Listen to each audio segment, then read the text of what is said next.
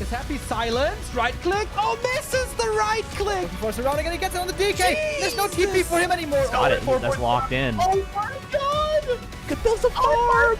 This is not a fight that Kiwikaki can win here in the upper right. Can he win it somewhere else? Oh, But this is enough moon. Does he have enough damage? Did he miscalculate this? No way! Are you serious? Town on deck. Right click, Happy. How can you save this DK? You have no resources for a potion. Trying to nuke. Doesn't work. Step out. On the composition, not the right one by Johnny Cage. Stumble. Oh, the priest go. Perfect shockwave. You don't have much time. Shockwave. Here we go. One more right click. Lin. Guagua. Oh!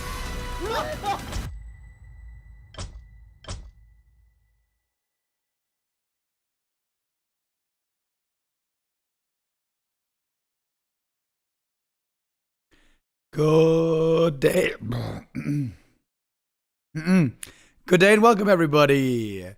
My voice is a bit better than it was before, but it is not great yet, as you can tell. It's been kind of weird. Yesterday morning, my voice was totally normal. Everything was fine. And then over the day, my voice started to crack a little bit, and there is seemingly something wrong with my throat. I don't know exactly what it is. People have been telling me to drink tea. Maybe that would be a good idea.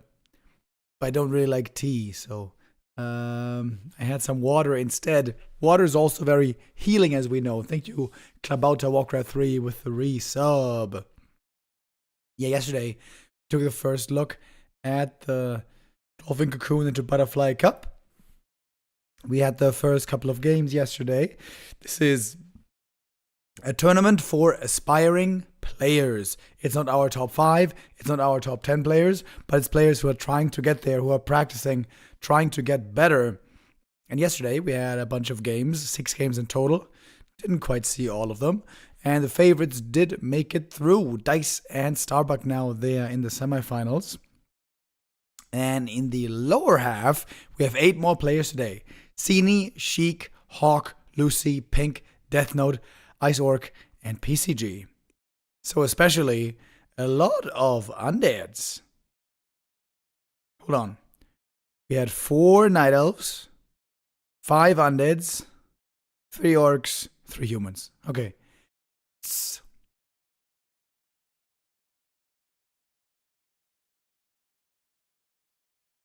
Wait, did I miscount? It's 4 humans. Yeah, 4 humans. Okay. So it's pretty balanced. Just 1 orc less and 1 undead more. The Night Elves made it through pretty well so far. Like I said, 1 human and 1 Night Elf in the semi-finals. And we have a little bit of a special treat today, by the way, guys. Saul Apeman normally casts these games in this tournament. The Dolphin, Coccoon into Butterfly Cup. I think for simplicity, I'm just going to call it Butterfly Cup moving forward. And today we're going to be doing a dual cast. First time in a long time I'm doing a dual cast with Saul Apeman. I think the last time was Rara Lan about a year ago. So why don't we get into it? We are on the Discord. I'm going to have to try to make sure the sound levels are all right. I'm calling the man right now. Wonder, does he have Discord voices sounds turned on? There he is, Saul Apeman, man of the hour. Mr. Apeman, how you doing? Hello, Mr. Remo Demo. I'm wait. streaming right now just to make sure that you know about that. And yes, I'm doing very well. Are you ready to cast? Cini versus Sheik is happening. Yes, I am ready to cast. I just noticed your volume was way too loud, so I had to put you down a little bit. I think now. Testing. Yes, always the adjustments necessary. The Discord what happened slider. to your voice, Mr. Remo Demo? Did you like? Yeah, I don't know. It happened out of nowhere suddenly. Yesterday morning, everything was normal. And then my voice started to go a little bit. It might disappear more throughout the day, but maybe not, we'll see. Yeah, the Warcraft 3 passion will carry you. Yeah, it's there's no stopping this passion. When was the last time we casted together? I was wondering. It was in Dortmund during Rara LAN. I remember. We Yeah, casted this I thought weird so. like custom game, and it was like, Sol, do you know this custom game? There is Demon Hunter skiing on ice. Can you tell me something about this? And I was like, what is this? I have no idea. But now this is a classic Warcraft 3 Mr. Remo Demo. Is a pleasure, of course. Thank you for this. I have been casting this tournament like every Sunday, Saturday morning because like 2-day event qualifier. If there is a Super League season, there is always Dolphin Coccoon into Butterfly Cup season, which is like a supporting tournament, qualifying tournament. I know those players, and I'm excited to see them playing versus each other. And you know that Sheik is the guy that can play weird stuff. He can play tower rushes. He can do crazy stuff like that. Even in the Super League, right? In the group stage, after the nerf to Dark Ranger, there was still one game with Tower Rush on Springtime that was actually successful. Ghouls were buffed. Dark Ranger was nerfed, but at the end of the day, it was enough to win versus Colorful, I think. It was one map, I'm of afraid I'm course. going to have to leave you for just a second. Don't worry No about problem. filling the air. Just got to get the door real quick. Okay, ladies and gentlemen, it's going to be a very interesting cast with Mr. Remo Demo. It's a good experience for me to cast with other, casters, especially very experienced veteran casters. So it's going to be beautiful. And yes, we are getting ready. Players in the lobby, players are doing a beautiful, beautiful map vetoes. And yeah, casting with I do remember once I was screaming a lot on stream, and I broke my a voice as well. So yes, you need to have a strong voice to be a Warcraft 3 caster, especially if a chunky pit lord arrives. And Mr. Remo Demo, I see he has a Tauren picked as his profile picture. Are Taurens the best in Dire Strike? We'll see about that. There is a question about what is happening to Sheik ping. I will explain you, ladies and gentlemen. So, for some, ladies and gentlemen, players, the lobby ping is very unstable, and they need to join lobby and start the game I had to get the immediately. door. Welcome back, sir. Thank you. The map is, I'm getting ready. Yeah. In my old apartment, there used to be the delivery guy coming all the time, like postal delivery. Now, I normally don't order much stuff, really, that has to be delivered. But now, having moved into a new apartment, that's when suddenly you notice there's things you need. And that's going to be happening today and tomorrow. But then, we should be done all with the goddamn deliveries, which always happen right about when the stream starts, sadly. Yeah, that's the rule, right? Your phone is going to call when you press the button to start streaming. I know this feeling. That's what we like, right? Sit in pure darkness in the gamer cave and cast some Warcraft 3. I see that players are ready. The first map has been picked. It's Undead versus Night Elf. We see the go, and the game is about to start. Actually, maybe not. Have you seen Sheik and Sini play in recent versions of the Dolphin Coccoon Cup, or are you also kind of uninformed when it comes to their player now? I mean, I know Sheik very well because Sheik was the only undead they were able to convince to try to play Dark Ranger Pitlord a little bit combination, and I was following his games very quickly. He tried to do it versus Dice sometimes. So let me tell you, Dice can do. Sheik can do classic tower rush with ghouls, slower tower rush with fiends and spirit towers on top. He can play one base with people. You never know what he's going to do. Definitely, he's not going to play a standard game. We know that much. And Cini is field tested. He had to play versus Keeper Potom, Expo by Jens. He had to play versus weird undead stuff, as I mentioned. So yes, Cini strikes me like a standard player, but he was exposed to those weird strategies. So both players, they know each other a lot. But yeah, tower rushes are always dangerous. You make one mistake, and you can actually lose. Even though on paper, should be easy to counter with this second Ashen of War and stuff. Yeah, we had some very exciting, unusual games yesterday as well. I jumped into the tournament in the Night of Mirror, which is usually not my most beloved matchup, but we had a crazy Night of Mirror there yesterday. Best crossover Eva tie, guys. Yeah, I saw it on Last Refuge, right? The power of right clicks. I was like, okay, he's making Nature Blessing by why there is no towers, but he just made Mass Ancient of War. We are in the lobby. I hear the counter. Let's go. I wonder if everyone's going to be able to connect to the server. This is the first time I ever see Japan East being selected.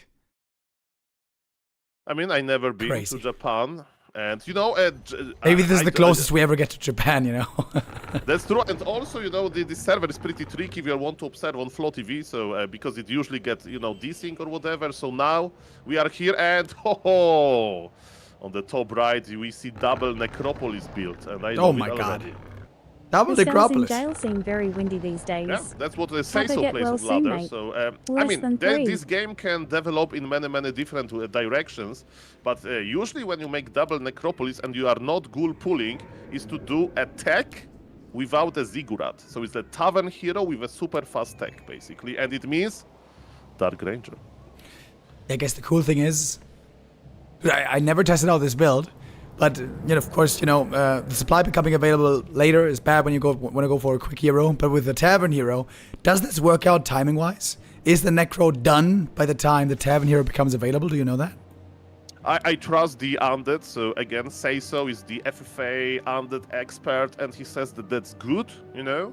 The only issue is if you play like that versus harassing player, you can't make Nerubian Tower because you don't have Ziggurat. Oh yeah. So I have seen Say-So like dying to some harassment of Farseer, and recently we've built like that, he won versus Hitman.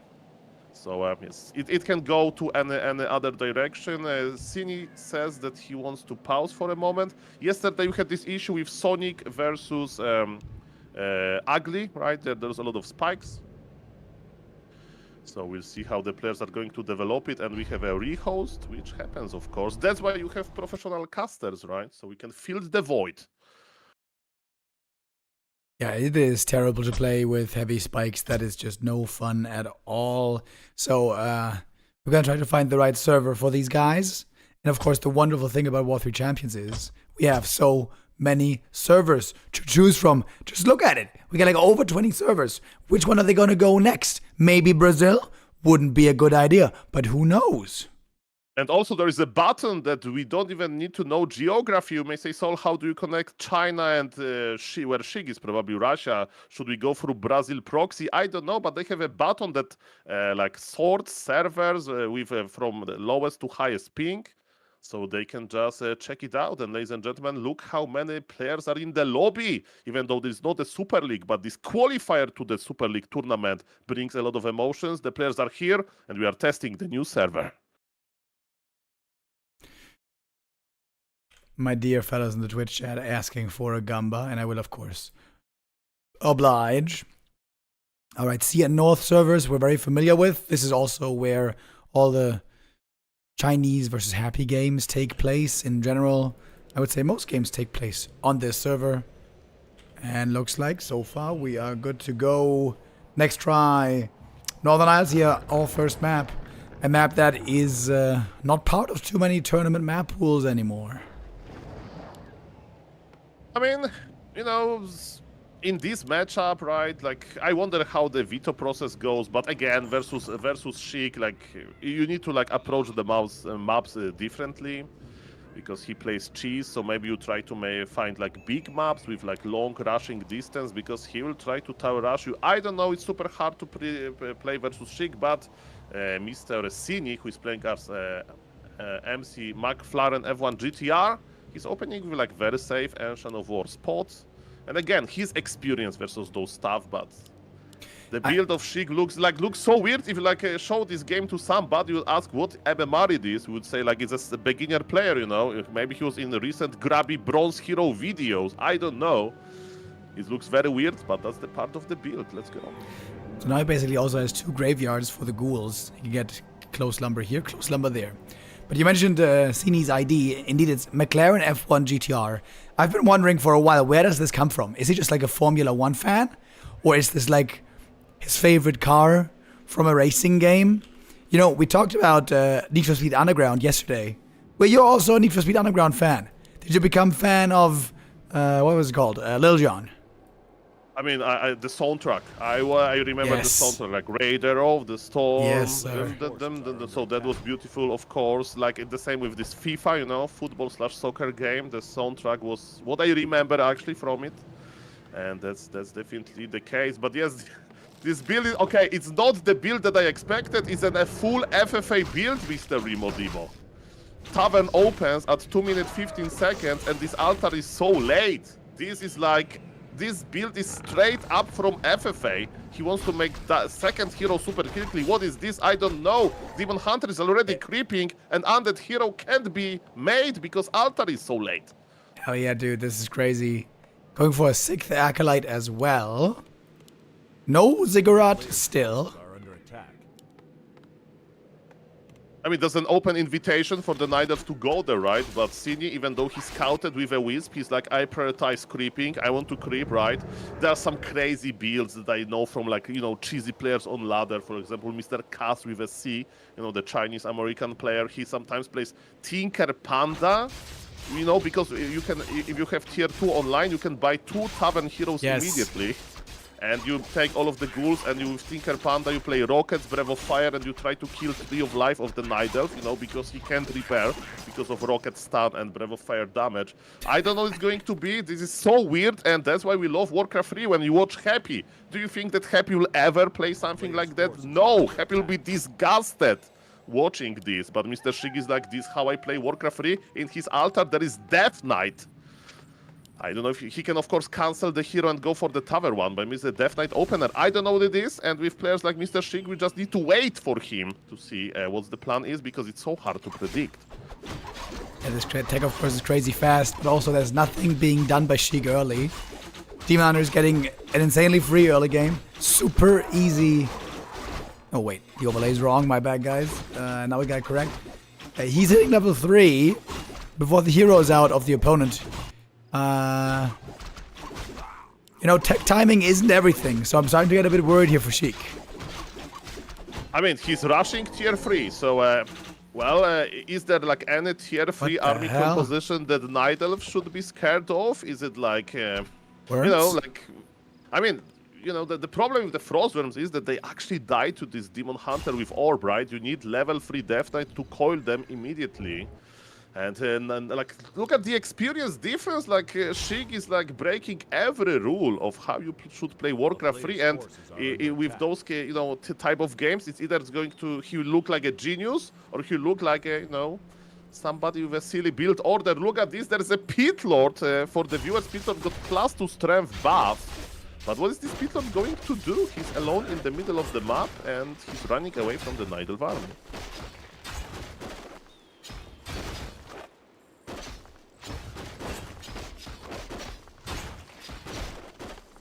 So yes, Pit Lord can cleave well, and there is a lot of these small units that are melee, so they want to hug the Pit Lord, and Pit Lord is hugging them back. Cleave works basically like you have a 45%, I think, right? Or maybe 65, I don't know, 40% more damage to all of the targets like around you, in front of you. So it's like, I think about Pit Lord like Blade Master mirror image, because like he's, so those like extra damage is coming from them. So Pit Lord can creep alone. Death Knight will heal him as well, but it's a super slow build. But I think we can agree on one thing. Sheik really trusts his Pit Lord. He says, I'm going to make this Pit Lord great. He's going to be level 3 soon. And I'm just going to fight back then. But Sin is doing a smart thing. He's expanding. And right, how Undead is going to punish that? He can't. He's the prisoner of his own base, and he needs to wait for some army to creep. So you've also gathered quite a bit of experience with Pit Lord lately. Did you play Pit Lord before the patch, or just since the patch? Can you speak to how he's different now? I mean, the difference is very minor. The Pit Lord can be played as a first hero, right? Usually, like, especially on higher MMR. But there were a lot of attempts on high MMR to like make Pit Lord work. For example, as I mentioned, Mr. Seiso, Mr. Sheik, and from the Night of Kevin is playing Pit Lord second all the time now. And the idea is Pit Lord is like this super late game hero, is like Blade Master, right? You want to, when you get Blade Master level 5 with those crits, crazy things can happen. The same goes with Pit Lord. You make Pit Lord big. When he gets level 3 with all of those items, he can cleave entire ground army. And yes, that's basically a challenge. How you can make the Pit Lord work. Can you do it? And in the new patch, it's a little bit easier for a following reason, that he has +2 strength. He spawns with 800 HP as level 1 hero. So yes, even though he's slow at creeping, will be, you know, it's a little bit better. And in the Super League, there was only once when Pit Lord arrived. It was Keeper Pit Lord in the Nidelf Mirror, and actually Labyrinth won, and it was not Labyrinth, it was Loliath that won with it. So Worms. Keeper, yeah. And are we going for Worms? Mamma mia. He's going triple hero, Pit Lord, Worms. Okay, Sheik is playing the Giga Chad mode. Normally they're the best against bears. Also good at slowing heroes. Of course, not good against dryads. I wonder, how does the Pit Lord do against dryads? No, everything that is on the ground just melts. And dryads, you know, Pit Lord will just approach them and cleave them. But I'm a little bit afraid about the economy because, again, even though in the new patch Frostworms they build a little bit faster, it's not that fast, right? It was like 5 seconds discount. But Sheik definitely knows about this. He has a sentry ward on the bottom, and you know the plan is get Pit Lord level 3 and then find, or maybe he'll counter expand. See about he sold so many rings. This Pit Lord used to be plus 11 armor, and now he sold everything. He needs just damage items. Yeah, I gotta say, I think one ring would have been good at least. One ring normally has huge value in the damage mitigation, especially paired with healing. It is an interesting build by Sheik. I'm not 100% sold on it yet. It takes so long to come online. You know, with normal Frenzy Ghoul timings, also the strongest point is 9 minutes 30, which is similar to this. But also you are strong before, you have power spikes before, whereas here it seemed like Sheik was behind all game. Creeping is also hard, right? Without the Frostworm, you can't creep that well, and Sheik got a little bit of experience, but he has to teleport out. But the Frostworm is now up, and let me tell you, as you mentioned, I played some Pit Lord myself, and Pit Lord, you know, it's a slow hero, so he needs like an ability to connect into enemy units, and Frostworm is a perfect tool for it with the Frost attack. Oh, good point. He slows down target, so it's a very good combination. But again, as you mentioned, versus Dryads it's not that good because you can't freeze the Dryads, but the archers will die, the enemy hero will be slowed down. And it looks like expansion. I like what Sheik is doing.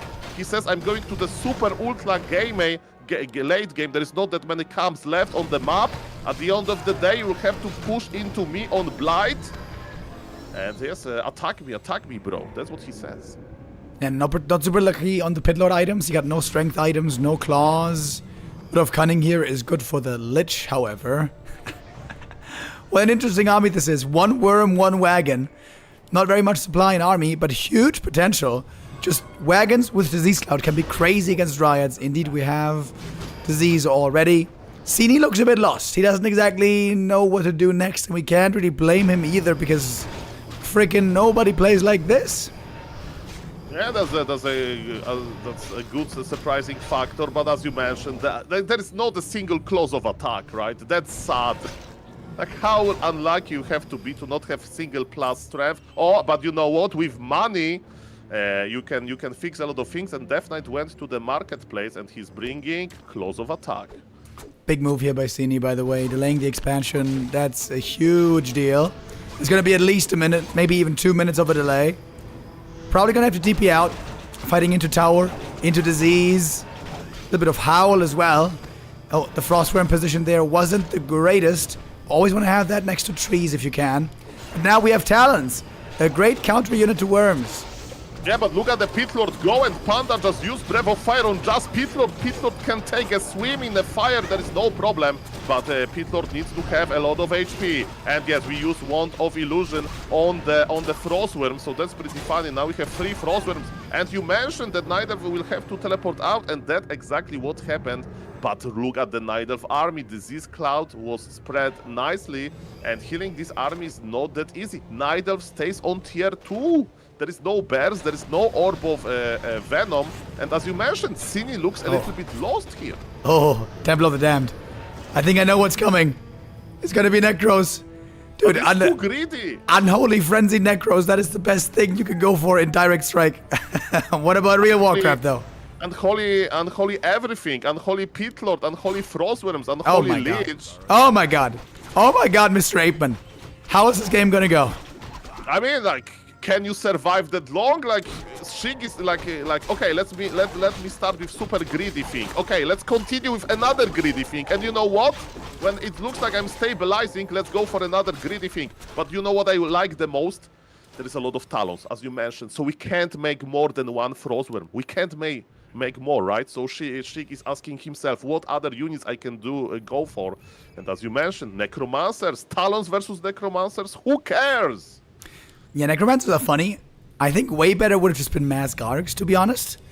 But hey, Sheik has his own style. We're here for the ride. We're here to see what excitement he can bring us. And this base down here is very well protected now.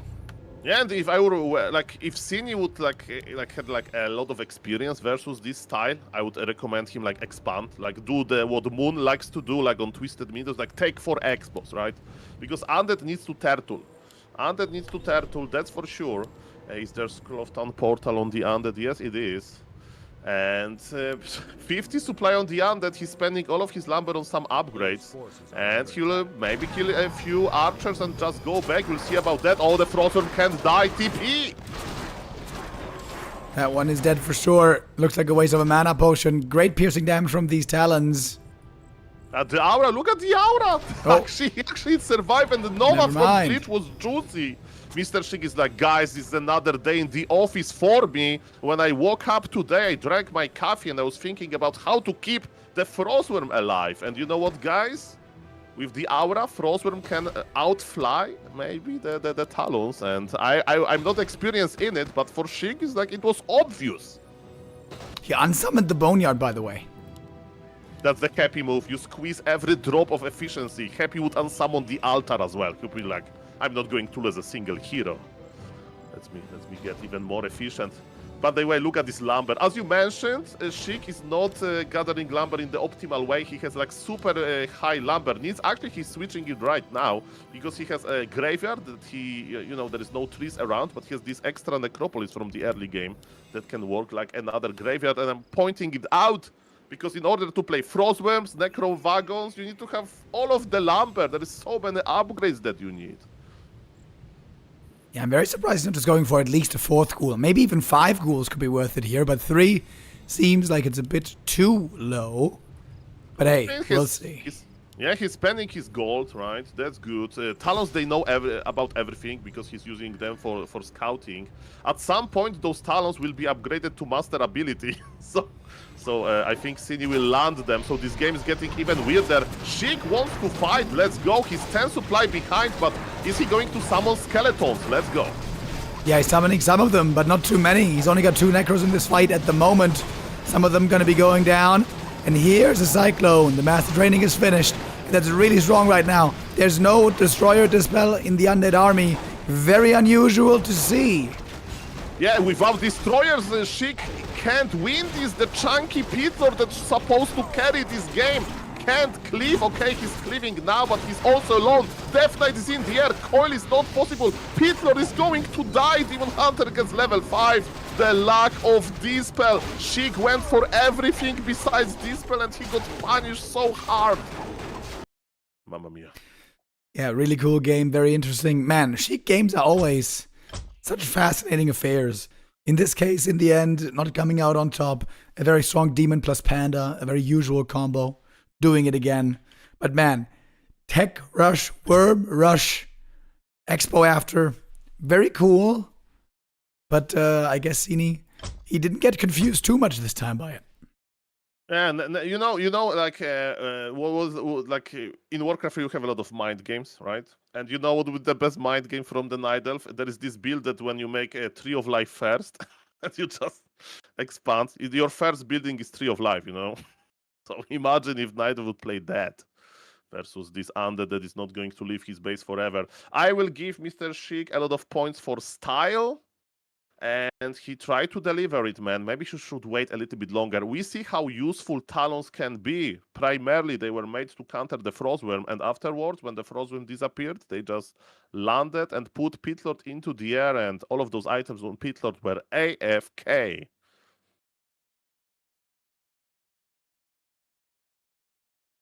So now we are in the lobby. We are awaiting for Sheik. Sin is up 1-0. And in this tournament, every series is best of 3 single elimination.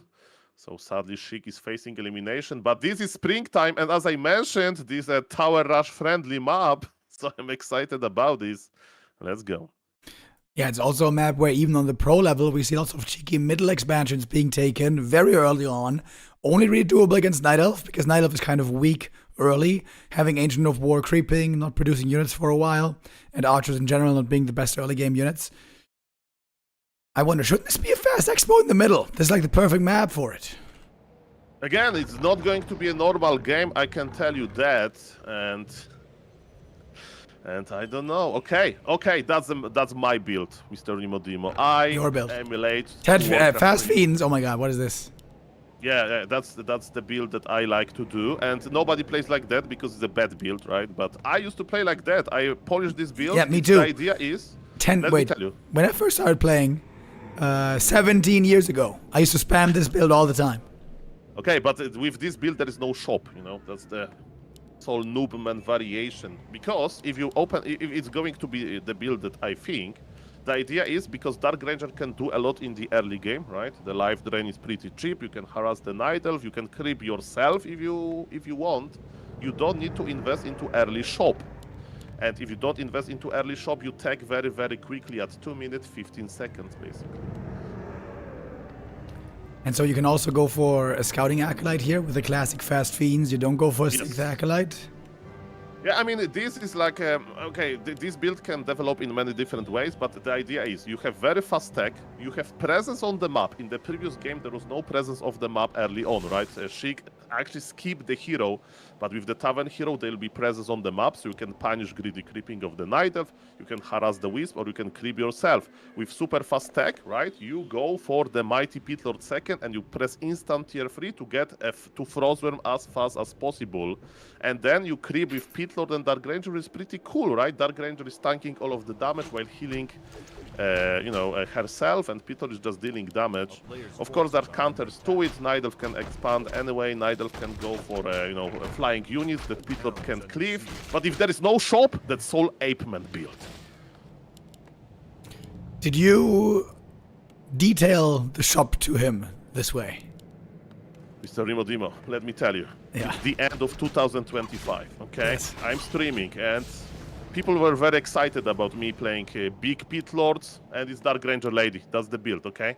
And people were very generous at the end of the year, so I get so much support from all of those fake Pit Lord fans that I actually convinced Mr. Sheik with a small donation to play 20 games on ladder strategy, and I'm not kidding. So that's how invested I was in this build, okay? We are talking about to the guy right now, and I remember watching him his replays. I was like sending him, points. What I don't like, but of course the student overtook the master, so now he's much better in this build than I am, of course, because he's a semi-professional player. Oh, Dark Ranger can't tank this, but you know what is good? When this Dark Ranger go back to the main base, she can heal at some point, and Demon Hunter can't.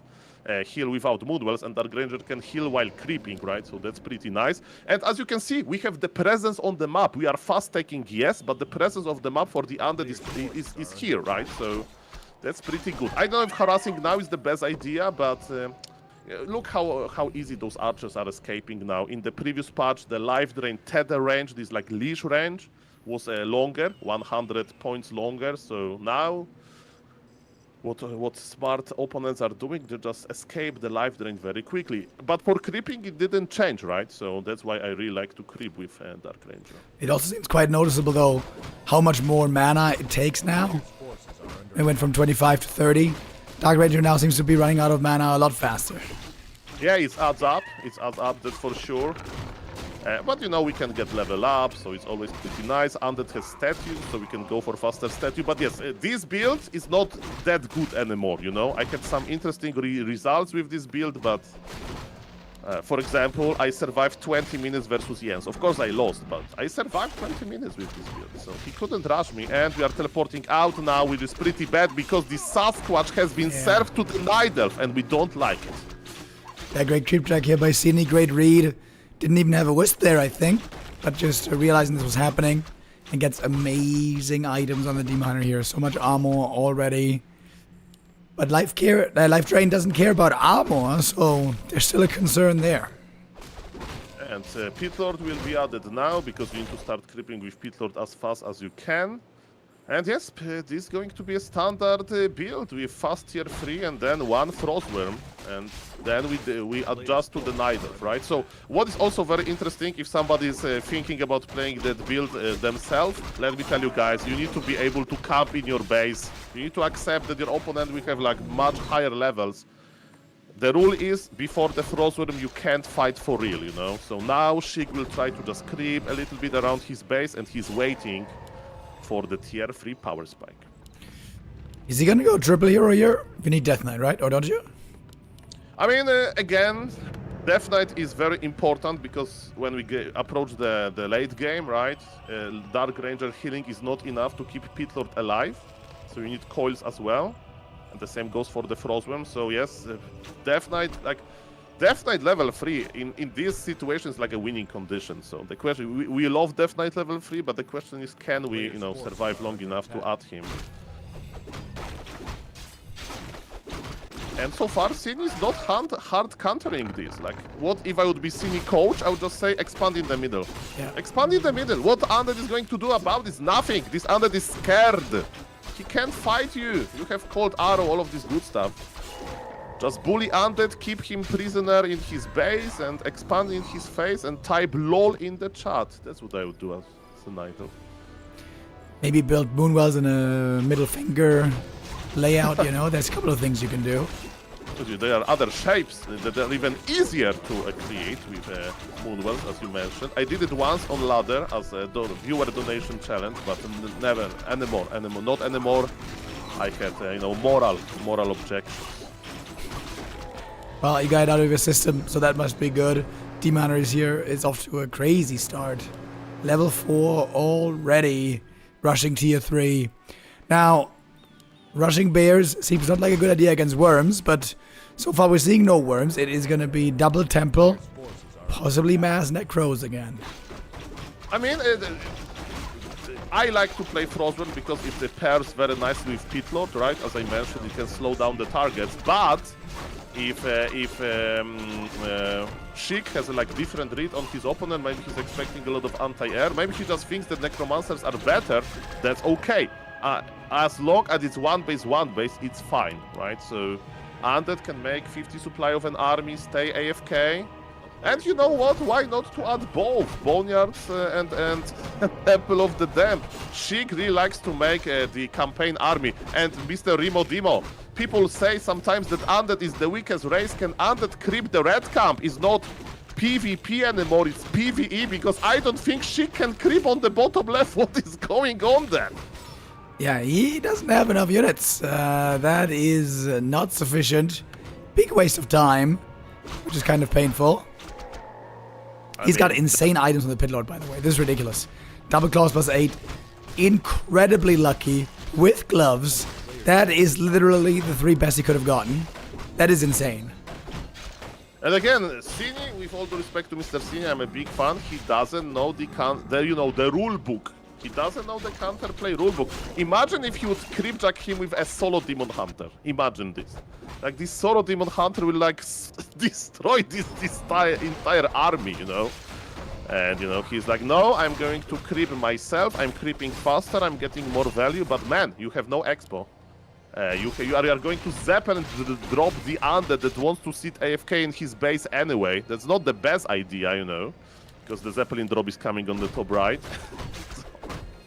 So yes, Claws 12. Come on. Ah, too bad. Okay. Ancient Django, also very good. We do have a Frostworm now coming. But no Death Knight yet. Might see it later as the drop is coming in. Okay, the drop can be dangerous, but Undead has a TP, right? So Undead will just teleport back, and when Frostworm is out, then Zeppelin can't fly away. And TP now, Mr. Sheik. You really need that. Okay, there is a small possibility that Expo will die, actually. I mean, the gold mine, but I don't think so. Look at this Zeppelin micro. We need to put John Wick soundtracks from Season 1. Let's go. Oh, and the Pit Lord almost dying immediately. He's like draining. Support, we love it. Expansion is not going to die. And guys, 7 seconds for the Frostworm. Dark Ranger needs to run to serve herself. It's not that bad again for the Undead, but oh, the Frostworm is here. There, the drop is over. Nidal is teleporting out immediately. Can we get one bear? Can we get one bear? Oh, sick escape. Mamma mia. The Zeppelin draw was actually much better than I thought, but now Undead can creep. Now there is the red camp on the top right that Cini left for the Undead. And where is the Undead going, bro? Unholy Frenzy Worm, dude. Look at the attack speed. Boom. Boom. Okay, it's actually pretty slow because it's so slow baseline. But yeah, it's a lot higher now. Yeah, I mean, and when you have Obsidian statues, right, you don't care much about this negative effect of losing HP because you can out-heal anyway. And expansion for Cini is almost up, but it's still late, right?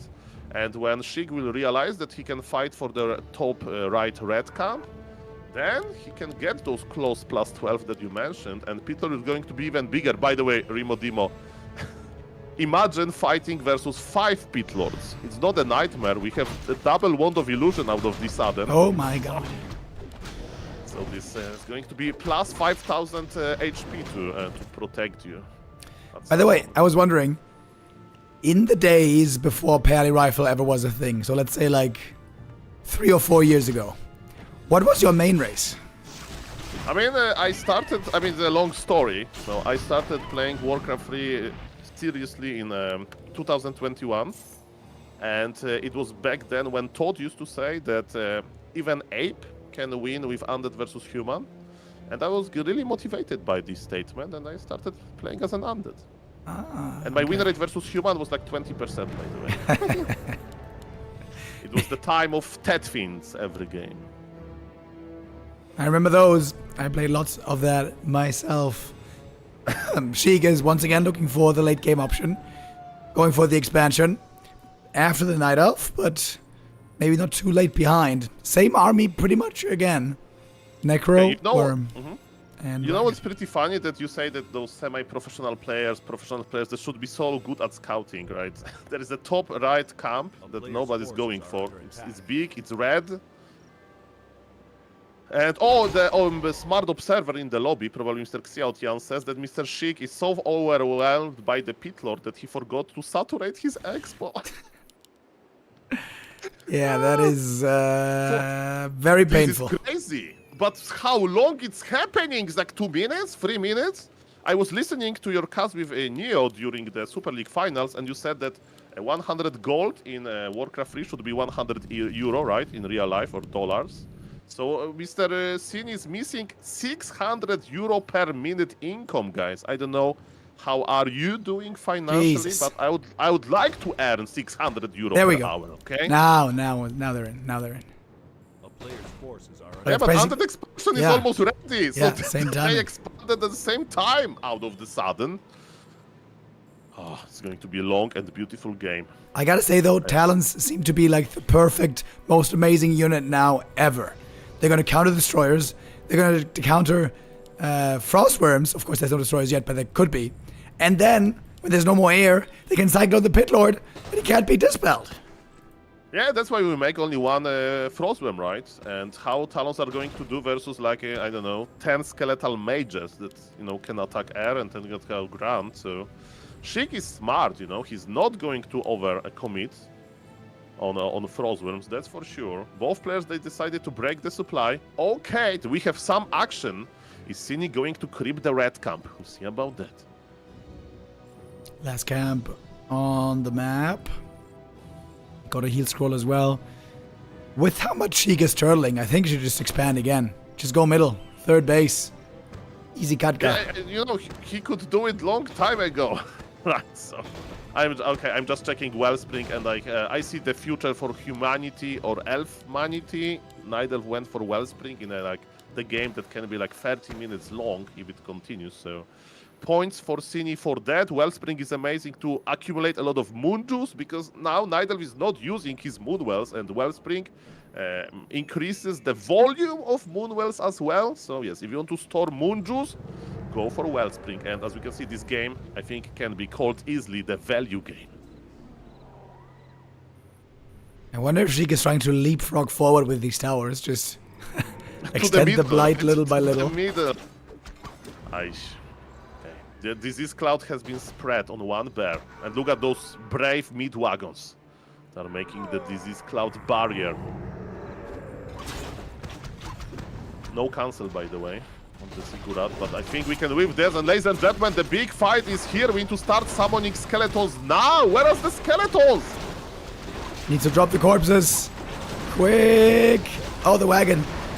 Do the corpses come out when the wagon goes down, by the way? Yeah, right? Yes, all of them, actually, but you need mid wagons anyway, so Mr. Sheik blundered like huge, but look at this speed load. Can somebody dispel speed load? Ladies and gentlemen, if Nidal is pushing into the end, Undead will survive this. Undead will survive this, but Undead is losing crucial units, so the value graph is going up anyway. Where are the wisps, oh my Mr. God. Cini? And yes, this speed lord would like to connect more. Nidal can't win a fight like that, but he killed a lot of units. And there is a lot of moon juice awaiting for the Night of later. Speaking of the moon juice, Demon Hunter drank a lot of it. He's level 5 and the Peter is in the air as well. But again, supply favors Cini, but Cini can lose all of the supply, and I don't know any Chinese swear words, but I think Cini can say a few of them about the Undead, and Talons are not going to teleport. Cini is getting destroyed here. Uh-oh, big mistakes by Cini.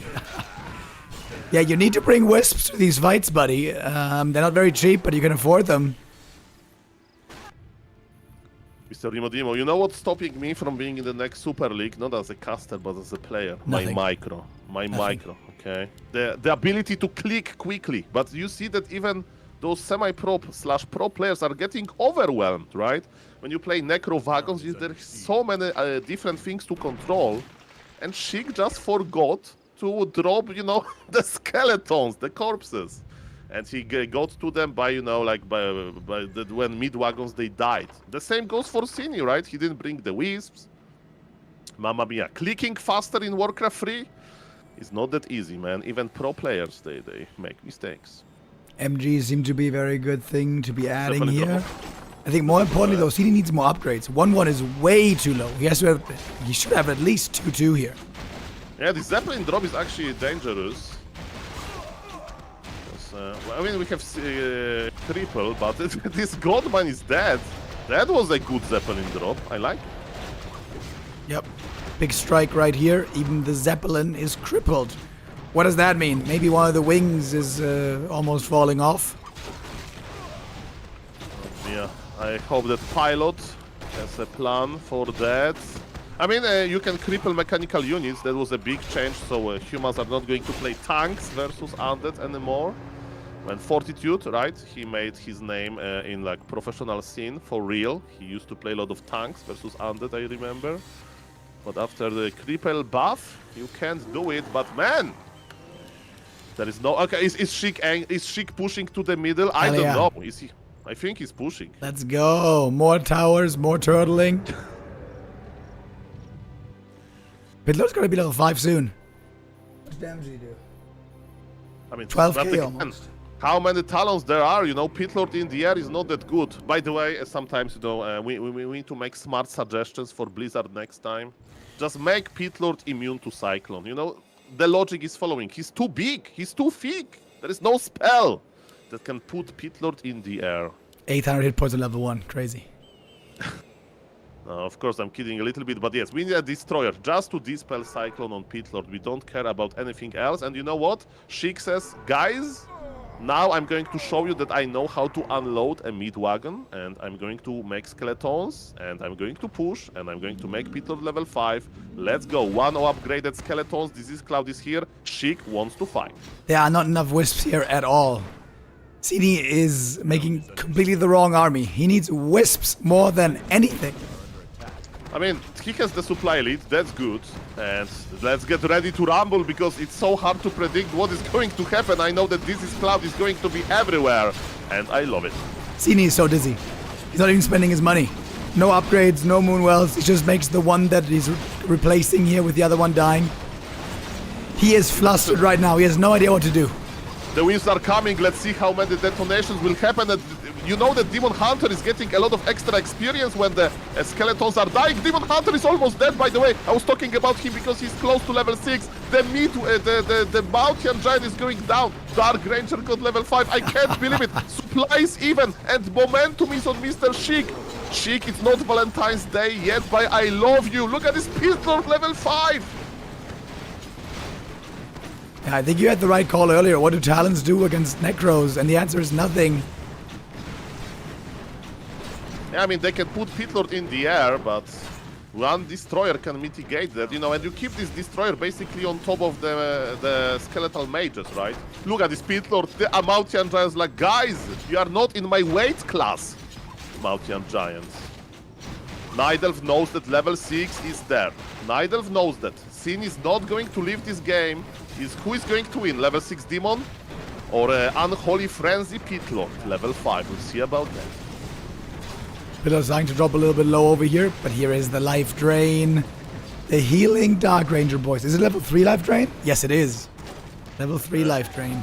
With silence, by the way, on top. That's very smart, because you don't need Dark Arrow versus this type of an army. And man, I think we have the answer. I think there is a one hero that can counter Demon Hunter level 6. And that's Mighty Pitlord. Look at this Pitlord go. Look at this damage. Look at all of those items plus 21 damage. Pitlord has limits. GG is called. And this game was basically an art. I love it. Yeah, a piece of art indeed. That was super sick. I was a bit worried, man. Map 1 didn't look particularly close at all. But here, map 2, way stronger play by Sheik. Really nicely done. No Deathnote this time, but the Necros and the Pitlord working perfectly. He had insane items, to be honest. He got ridiculously lucky with those items on Pitlord. But most importantly, Senior just expanded way too late. Way too late. He had full map control for the first 10 minutes and did nothing with it. Yeah, what I wanted to mention, in the good days when Pala Rifle, you know, imagine that, Mr. Remo Demo. Nobody knew that Pala Rifle is so good. Professor Lemes knew, you know, this Polish human player.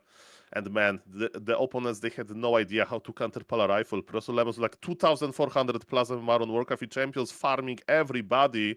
And, you know, then later the counters evolved and Blizzard realized that maybe Pala Rifle is a little bit tiny.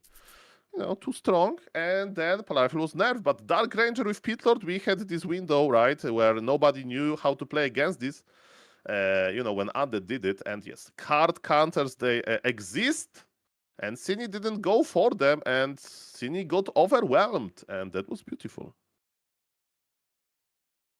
Nice back and forth here. We're going to have a third map decider. Yesterday, we had a ton of 2-0s. Only a single series went full distance. That was Hazy versus Dice.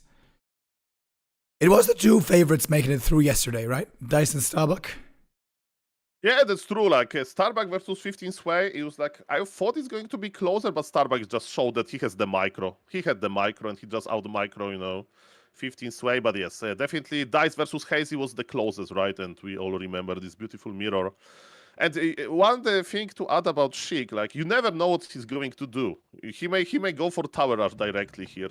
So there's all the things. I do remember him tower rushing with Deathnote. And the ghoul pool is coming, Mr. Remo Demo. I don't know if your overlay is ready, because the ghoul is approaching the Nidelf base. Indeed he is. Ancient of War is pretty close to the creeps. It's not a very strong creep camp in terms of damage, but should be a successful cancel. What is this, dude? What is this? It's a ghoul pull with a fiend opening. Yeah, seemingly. I saw this strategy before. I think it's DK ghouls, DK fiends, tower rush tier 1. I think that's the strategy. I hope I'm right. We are in the live lobby, so, you know, I can't cheat and predict this. But I remember a game like that from Sheik, you know, so he'll actually play Deathnote here, I think. See about that. If so, it's going to be a very late Deathnote. Yeah, this like, you know, like this build that, you know, beginner players like, including myself, you know, just you have 2 fiends when your Deathnote is out, basically. That's the build, and super easy to creep, you know, like undeads, like there is a lot of talk why there's not that many undead players, right? And, you know, creeping with ghouls is hard. Ghouls are, you know, very fragile, but they deal a lot of damage. So you need to creep with them. You need to, like, pull them back immediately. You can't, like, coil them all the time because then you're out of mana. So builds with fiends are pretty good. And, you know, this, like, a beginner build. And, you know, Shocker. Shout out to German Shocker, you know, the undead. And he plays like that and with good results, you know. It's not like with this build you can't be in like Grandmaster, for example. You can do it if you put a lot of effort into it. He did make a 6th Acolyte in the end, go into the tavern. So it is going to be a tavern hero once again here. Okay, so Death Knight is not on the way. I remember a game with Death Knight like that, but it's going to be tavern hero. The question is, which flavor of Dark Ranger is going to be? With 4 ghouls, it looks like it's not going to be a tower rush, so we are going for a similar strategy as the previous game.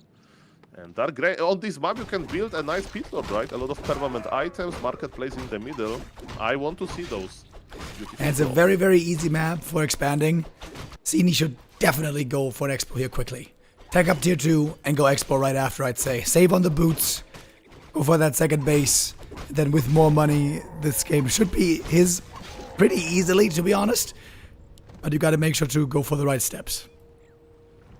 Yeah, you know, in Warcraft 3 there is not that many coaches, you know, but yes, definitely like Cini. Grabby said it best, you know, that it's very hard to find solutions on the spot, you know, like in a live game, because you don't have that much time to think. So yes, for us it looks pretty obvious that Cini should just, if he scouts, is like, again, this greedy build, just expand. Like, expand now, literally, right? But it's not that easy. And there is actually a scouting acolyte by Sheik, so in this traditional expo position. And as we saw in the previous game, Sheik has absolutely no problem with just wasting Demon Hunter time.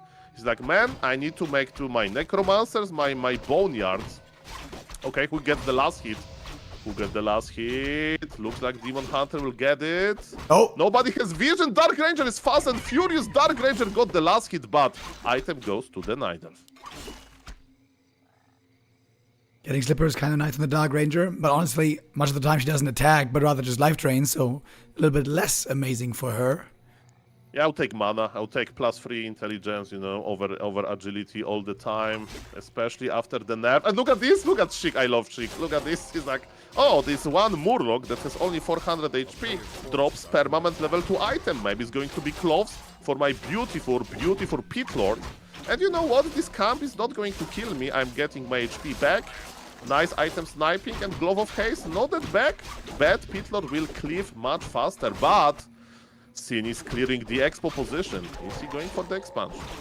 You really, really, really should. He shouldn't rush tier 3 here, shouldn't rush bears. Quicker expansion is much more important. Looks like this time he realizes. Yeah, you know, the build, this build from Undead also can construct tier 2 all-in, right? Because you have early graveyard, so if you expect super early expansion, you can actually just make mass fiends. And, you know, what Dryads are going to do versus mass fiends? Not that much. You play Death Knight second, and you just heal your fiends all the time. Naga. You have Bull as well. So, you know, I had games like that, you know. You don't need to go one base all the time. And yes, Cini is expanding now. Is Sheik going to realize that he's playing versus early aggression, versus early expansion? Because he can actually consider tier 2 all-in. Yeah, he's playing Naga this time, by the way. Make another Acolyte. Is this a tower push? Oh, yes, it is. Haha, look at Sheik. That's the mind games. He never played poker or cards. That's Sheik, let me tell you that. He's like, okay, you are trying to hard counter my build. Maybe don't expand before you see the chunky Pit Lord, because I'm going for tier 2 all-in. Mr. Sheik, that's beautiful. And is it enough, by the way? Is he pushing like in time? I don't know. But you know, the secret is to have a lot of fiends. You need to have like 4. So I'm not sure Acolyte. if it's a good timing. Yeah, he knows about everything, but Night Elf is done with creeping. And Sheik is like, okay, I'm going to the main base. He can even cancel the lords, but there is a lot of Munjus. Let's see if he can make it work. By the way, graveyard is up, right? So we can make Spirit Towers, the Sirius Towers, and expansion, man. It's not looking too good, actually. Acolyte would be big to intercept right here. Oh, he shuts around. No. Oh, big mistake. Allows the Acolyte through. 1 tower. Oh, he could have caught him. This Demon Hunter is unkillable, man. He has big invul. We are trying to live drain him. These are very open games. It's not an auto win for Sheik, that's for sure. We need to make the towers work. But Sheik has so much experience with this build. And, you know, Dark Ranger will slowly but surely drain all of this HP at some point. It's very important to spend your resources on the push. They are trying to keep the heroes alive. That's beautiful. Ancient of War is joining the party. Both Nagas are on low HP, and the question is, can we make the towers up? Expansion so far, only an expense that didn't pay off yet. We have defensive APs, that seems like the right call to do. Dryads here, likely not very useful. We are making proxy slaughterhouse for mid-wagons. Sheik sees that Nigel is investing into his own towers. Speaking of the towers, are we going to cancel Ziggurat? 3 more seconds. This Ziggurat is on fire. Ancient War is dead. I would cancel the Ziggurat. He let it finish. That's a good idea. He's repairing. The Acolyte repairing rate is also big. Fiends are alive. I hear Naga dying. Is Sheik doing this? He has doubled the supply. Yeah, he killed basically everything except for the Demoner. What a sick reaction by Sheik. He had the perfect read that now Cini realized the expansion is the counter to the Pit Lord, which it is, so he doesn't go Pit Lord. Yeah, I guess the lesson here is don't go Expo until you see Pit Lord. Exactly, and again, you can't figure out it on fly, right? You need to be experienced versus this build. So, level 3, okay, it's GG, guys.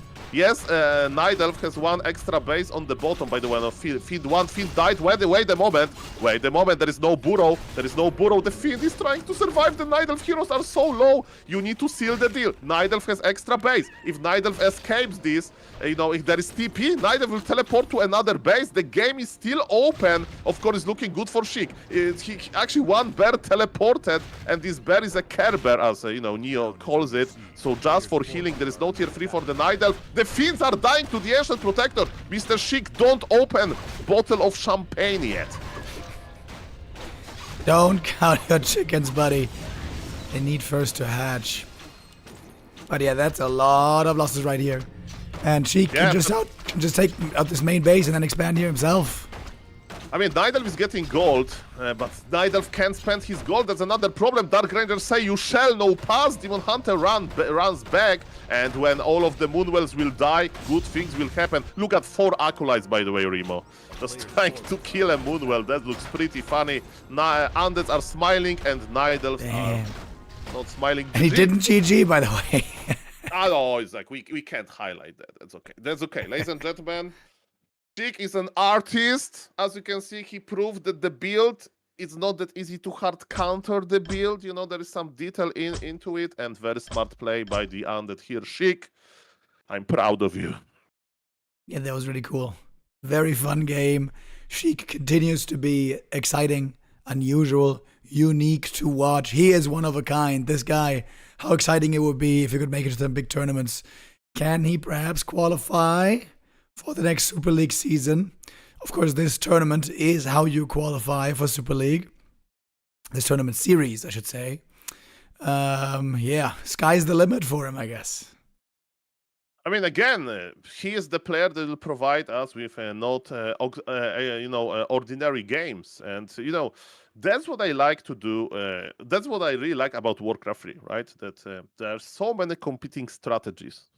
Even though Happy would never play like that, you know, how good is Cini? 2,600, 700 MMR, you know, he's like their professional player, basically, and he lost a series versus this creative player. Very nice, very nice.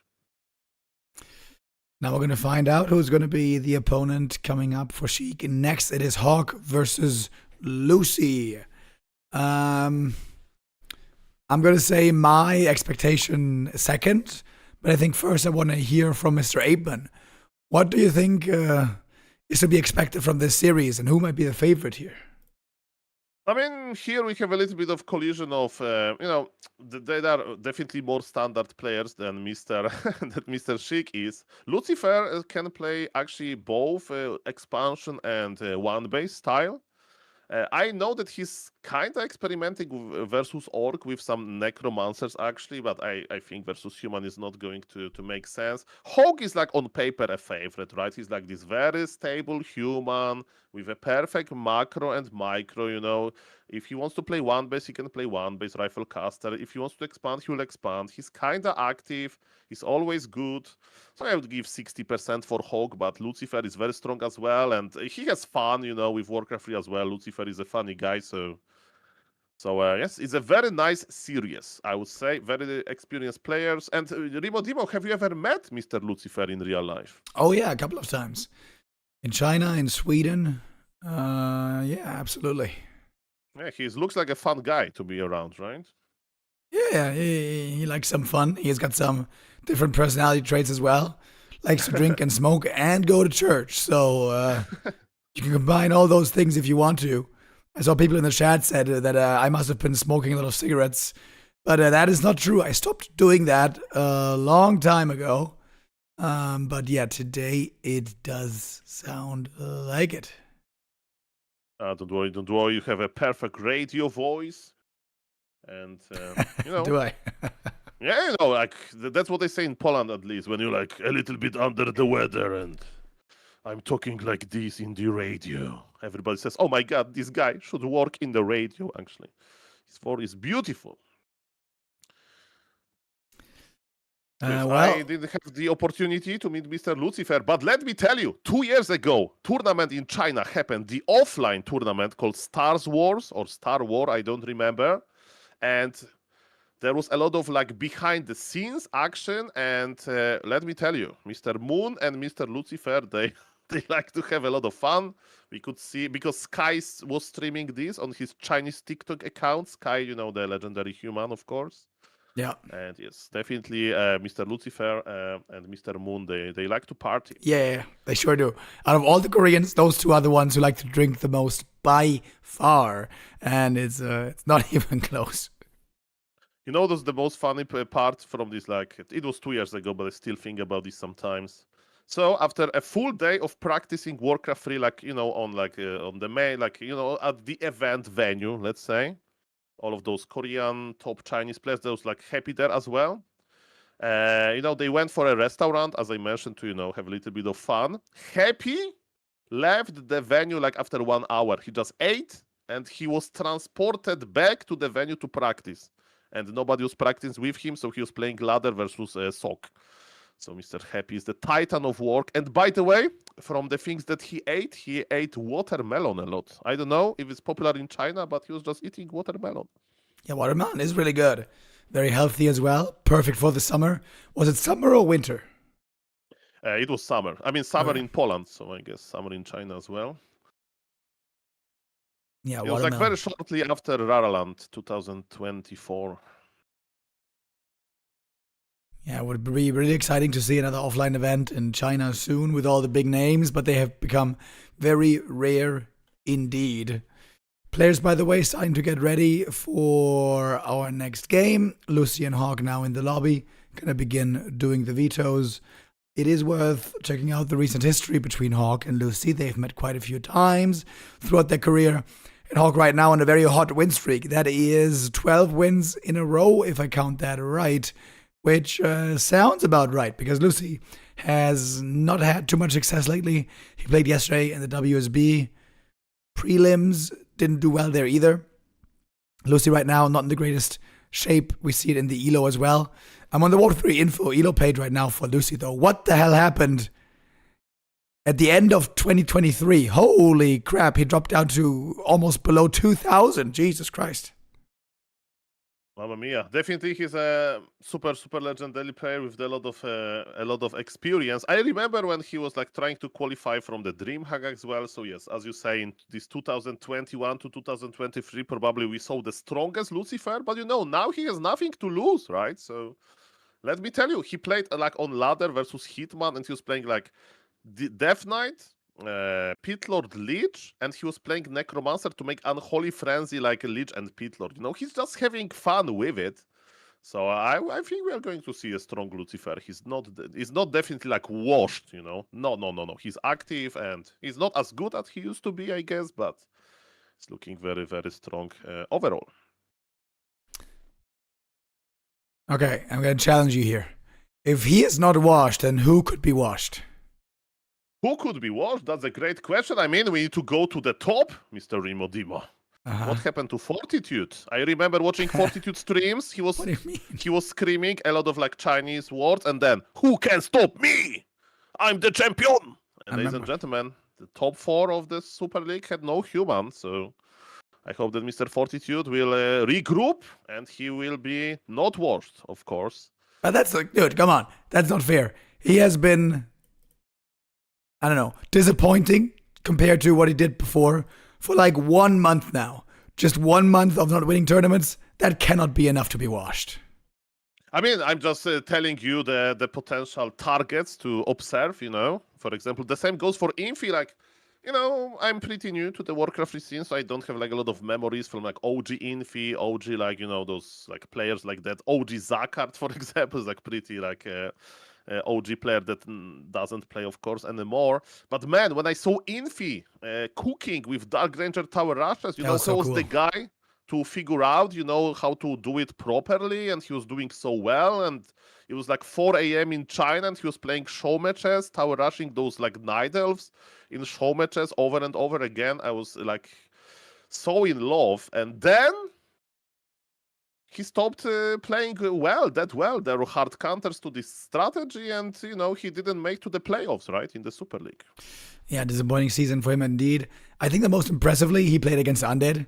The way he perfected Dark Ranger and Firelord. I feel like playing Firelord Expo against Cryptlord is pretty easy, actually. But playing Dark Ranger against Lich, that is so hard. And many times he pulled it off and did it very well. That was so sick. But yeah, Infi certainly crashed hard. I would say it's too early to call him washed. But this is not the same Infi from a couple of months ago. Yeah, definitely, it's very cool to see. You know, again, those are active players, and you know, they will probably try to train more. But yes, definitely, are talking about not washed player. Mr. Medusa, the gamer /live, is definitely one of the best. The Twitch chat is telling me that Fly is giga washed. Probably he's not even trying to compete. Yeah, he's pretty washed. Yeah, he's pretty washed. Maybe we can agree on Fly that he's just chilling as a streamer, and the game is ready, Mr. Remo Dimo. Let's go. To be our first map here, we have Hammerfall. HawK never really was a player who deviated from the norm. If some people started playing MK, he played Archmage. If some people started playing Dark Ranger, he played Archmage. If some people played Firelord, he played still Archmage. Every day, all day, forever. So guess what? It is Archmage. Surprise, surprise. Yeah, you can judge the human players by one perfect test. Did they play Pali Rifle when Pali Rifle was strong? There were so many human players, they refused to play this beloved strategy. And HawK was broken definitely strategy. Yes. A very late adapter of Pala Rifle, and you know, versus Undead, you actually have to open with Archmage, as you mentioned. Infi showed us the way with Firelord or Dark Ranger. But yes, also you need to have a lot of practice with those Tavern heroes, like to play them well. HawK has a lot of muscle memory with the Archmage. He can play Archmage very well, so why to, you know, look for other solutions? And I'm checking what Lucifer is going for. And man, there is a lot of talk between Cryptlord first and Lich first. And I see Lich in the altar. This Archmage will have to be very, very, very careful. Yeah, Cryptlord is basically unplayable again, like he has been for years. Another hero who needs some buffs, by the way, in Blizzard. Yeah, Lich is taking over. Lich is especially being perfected more and more again. And the late game potential of the Lich is just so crazy. Yeah, and human can't make those, you know, mass air, because Nova on high level just punished that. But yes, before we go there, we need to start creeping, and on Hammerfall you can pull the Rogue Golem, so he's not going to cast spells.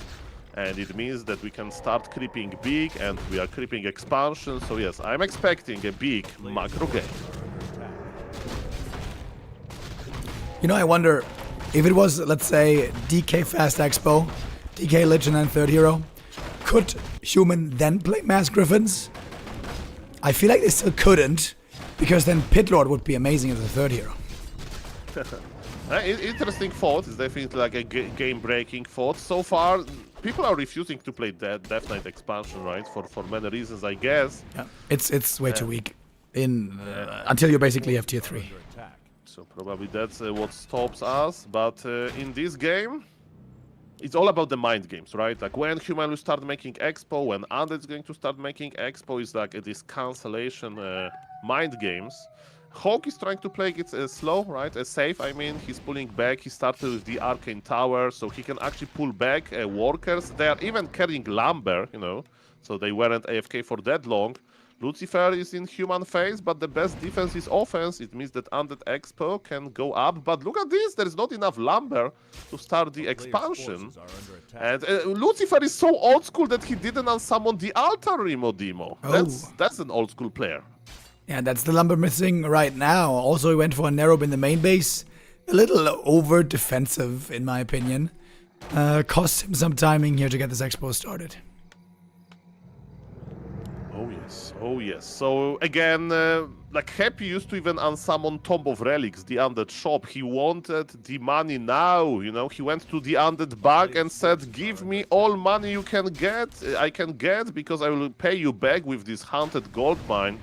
In this game, as we can see, Haunted Gold Mine is quite late. HawK is not going to lose any units, or maybe there's one skeletal sand there, but it's not that much. And can we cancel the Undead expansion? Let's see about that. Seems like the damage should be enough. Wait. The Water Elemental didn't go in. Pretty risky. HawK now seeing, wait a minute, maybe I need this Elemental. But actually it was enough. Without. Ideally you want to punch as many footies here as you can. But losing only one footy for a big cancel like this, that's perfect for HawK. Also perfect is the item he found. It can be very dangerous when you're low HP against the Lich, especially when he's got level 2 Nova. AM can be pushed from his horse and fall to his death very easy. But healing now passively is amazing. Yeah, Deathnote, amazing human player. He says that only good ring for human is Ring of Regen. All of those armor rings, he doesn't like them, but Ring of Regen is amazing, and you explained exactly why. But of course, Ring of Regen is not going to help you if you get surrounded. So run, Archmage, run. There is no new Nova. Or actually, there is a Nova. Is the range? Lucifer wants to fight. This Lich is looking for some action, but no. Archmage is faster, but now Lich with Boots of Speed. This Archmage can't rest. There is a big hound that I don't remember how much damage Nova deals, but 105. Level 1 is 105. To the hero, right? Yeah. Not enough. Not enough. Okay, but those 2 footies, you know, there are 2 red HP footies. Maybe we can get those. And double kill, looks like it. Nice. Good experience for the Lich, way ahead of the Archmage. That's always the problem when you go for this instant expo play for the human. You might be stuck on level 2 for a very long time, which is not a great spot to be in. This cool attack for Luci is looking very promising. Okay, Archmage is creeping a little bit. Lich is ready to cast one more Nova. We need to be careful of the Arcane Tower, because Arcane Tower, it bears a lot of mana. Human needs to pull a lot of militia. HawK is taking already. If he can stabilize here, it's going to be okay. He has a lot of gold advantage. But the ghouls are here. The ghouls are freshly buffed. And they are doing a lot, but look how many units human has. And this Arcane Tower is connecting better than I thought, but Lich is 1 kill away from level 3, and we all know how strong Nova is on this higher level. There it is. Hits it now. Out of mana, but the Dark Ritual can be used to, again, sacrifice more ghouls. Many ghouls right there were trapped at the expansion. Oh, if they get away on red, that would be great for the AM.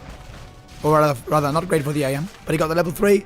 Now, finally, level 2 elementals, which help a lot. I mean, the game is stabilizing. We can check the tech timing. So human has much faster tech timing. So overall, I think human is still ahead. But again, Lich in the late game can be very dangerous. Lucifer was able to keep some red HP ghouls alive. And in the mid game, actually, I think it's a human turn to attack Acolytes, right? So I think Shredder is the most important thing right now. I mean, Shredder is also a nice addition. Get the Shredder, get the macro, get ready for the late game. There's a great position for HawK. He's so far ahead on tech. He should be able to get out so many upgrades before ever having to worry about a push coming his way. Of course, he doesn't know exactly how far ahead on tech he is. But with how late the Undead Expo was, he might have a decent idea. Yeah, very good point. And yeah, the map is perfect for it. So Shredder got grabbed. By the way, consumable item not that great. Scroll of the Beast is not going to save Archmage.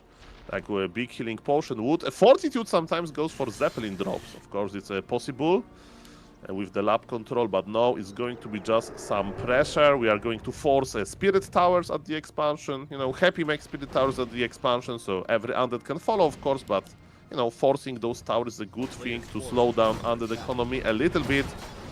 And Human is not slowing down the creeping. He's creeping into the undead phase. Nice Nova by Lucifer, but was it enough? This is the most cannibalistic Lich I've seen in a long time, by the way. He has eaten so many ghouls. I think it's been 5 ghouls eaten so far this early game. Normally we only see this in the late game. And rather early game you go for skellies. I surrounded the Archmage, by the way, but the Lich is too hurt. He has to run. Yeah, so Archmage just teleport out after taking 2 ghouls with him and getting level 4 on top of that. Deathnote is already out from the altar while Undead is finishing his tier 2. Again, HawK is ahead in multiple ways, in multiple dimensions, in multiple ways. Okay, MK means that every bolt is a kill on ghoul or on a fiend. And what Undead can do now, I don't know. Honestly, I would just buy Invisible Potion and maybe look for some lag, because what else you can do? How do you say dimension in Polish? Wymiar. Oh, it's not dimensiona or something? No. Wymiar. Okay. Wymiar is like, yes, the space has 3 dimensions. So 3 wymiary, something like that. But ladies and gentlemen, Lich is here. Lich is healthy now. Some ghouls are dying. Actually, 2 died at the same time. And the first fiend is approaching, but again, every bolt can be the kill. And Human is going for workshops, for double barrack. It means knights and flying machines. Very standard game so far. And yes, HawK is ahead. Is Lich going to eat his own fiend? We'll see about that. Hungry Lich. Cannibalistic. Oh, eats the Skelly. Archmage trouble. Got the heal potion though. By the way, thank you, Chorus88 and Bent PG with the resub. HawK is having a fantastic game right here. Yeah, HawK is like, you see, I'm playing standard and it's working well. I have my beautiful muscle memory. Okay, we are fighting for the big monster coil. Experience to Lucifer and item to Lucifer. Okay, first thing that worked well for him. And also another thing is that, you know, I wanted to say that Human doesn't have that many resources, but Human is already spending them. He has like 2 knights in production, siege engines. Why siege engines? Because Human is going to push, right? It's not going to be this long game when you creep your 3rd hero to level 3. No, I think HawK knows that he's ahead. Yeah, Fiend Banshee armies are also amazing against many things. They are very hard to counter for Human, but what Fiend Banshee is really bad against is tanks. I'm surprised to see them this early though. HawK could have been banking at 50 for a long time and gotten really rich, but that was not his priority. I feel, in my opinion, that HawK thinks that he's ahead, you know, so he's looking for like a finisher. And if Undead, like, you are not afraid of Undead making that many destroyers, so you can make like those 2 tanks and actually push into Undead Expo, kill the towers while fighting the Undead army. And then if you destroy the Expo, you actually won, right? So maybe that's the idea. By the way, I really like Orb of Slow.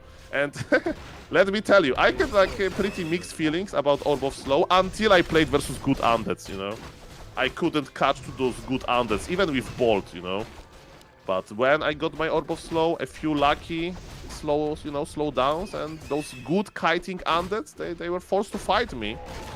And that felt pretty good. Yeah, I like it quite a bit as well. So I think it should be a little bit cheaper. I think all orbs should be 300 gold. Make it nice and even. It's a controversial statement, I guess. And Niders would say, Remo Demo, you are the smartest person alive. Because Niders, do we want 3 orbs every game, right?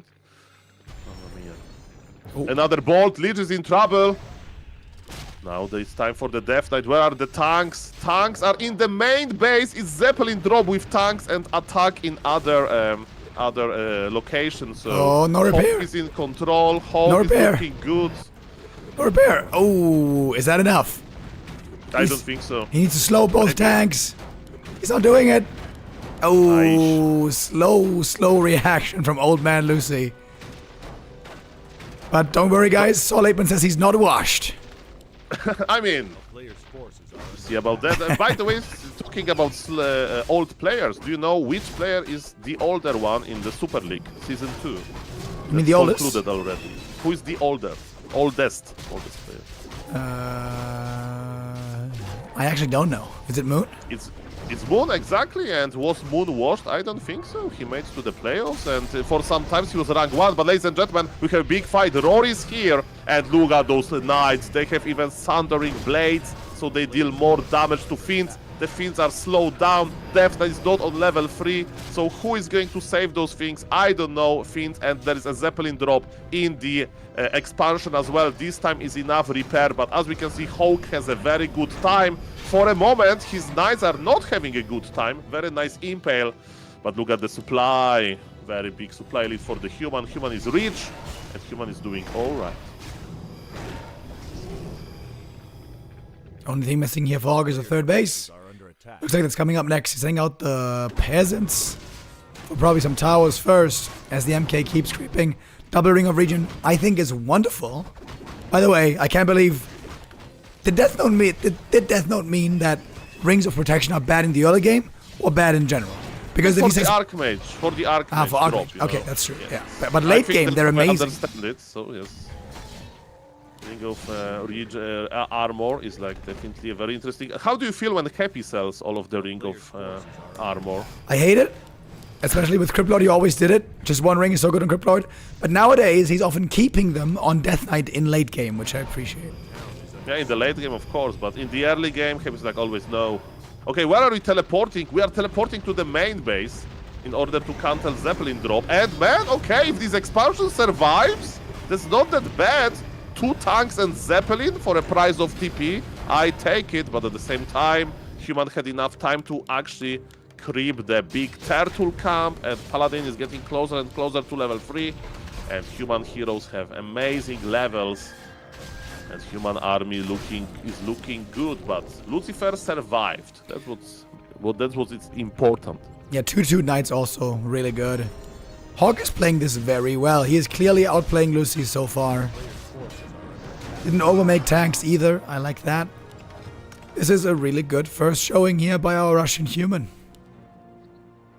Yeah, and the micro is on point as well. Now he's making flying machines because he's going to try to take a normal fight. By the way, we kept the best until the very end. Look at this Makura Snapper being served for dessert. That's the last meal before the big fight. Let's go. More claws. HawK found too many claws. He can't even carry them all. Would have liked to get more rings, but whatever. That's the lesson, to play Pit Lord second instead of MK. Undead can't coil it. Okay, yes, stands. Okay, the big fight is here. It's all about positioning. HawK is going in. He can be punished for it. Is he strong enough to take the fight in the Undead base? We'll see about that. He's trying to kill ghouls and acolytes. Impel is here. Beast on the Archmage. Archmage is in the area. It means Archmage can't use TP. But I think HawK is looking good. Paladin needs to survive. Staff War used. Archmage is still in the air. Wow, is he gonna get it? Oh him. my god. Yo, sick. I thought he had to TP out earlier. HawK gets all the value out of the attack. That was crazy. Saved the pally, killed the gold mine.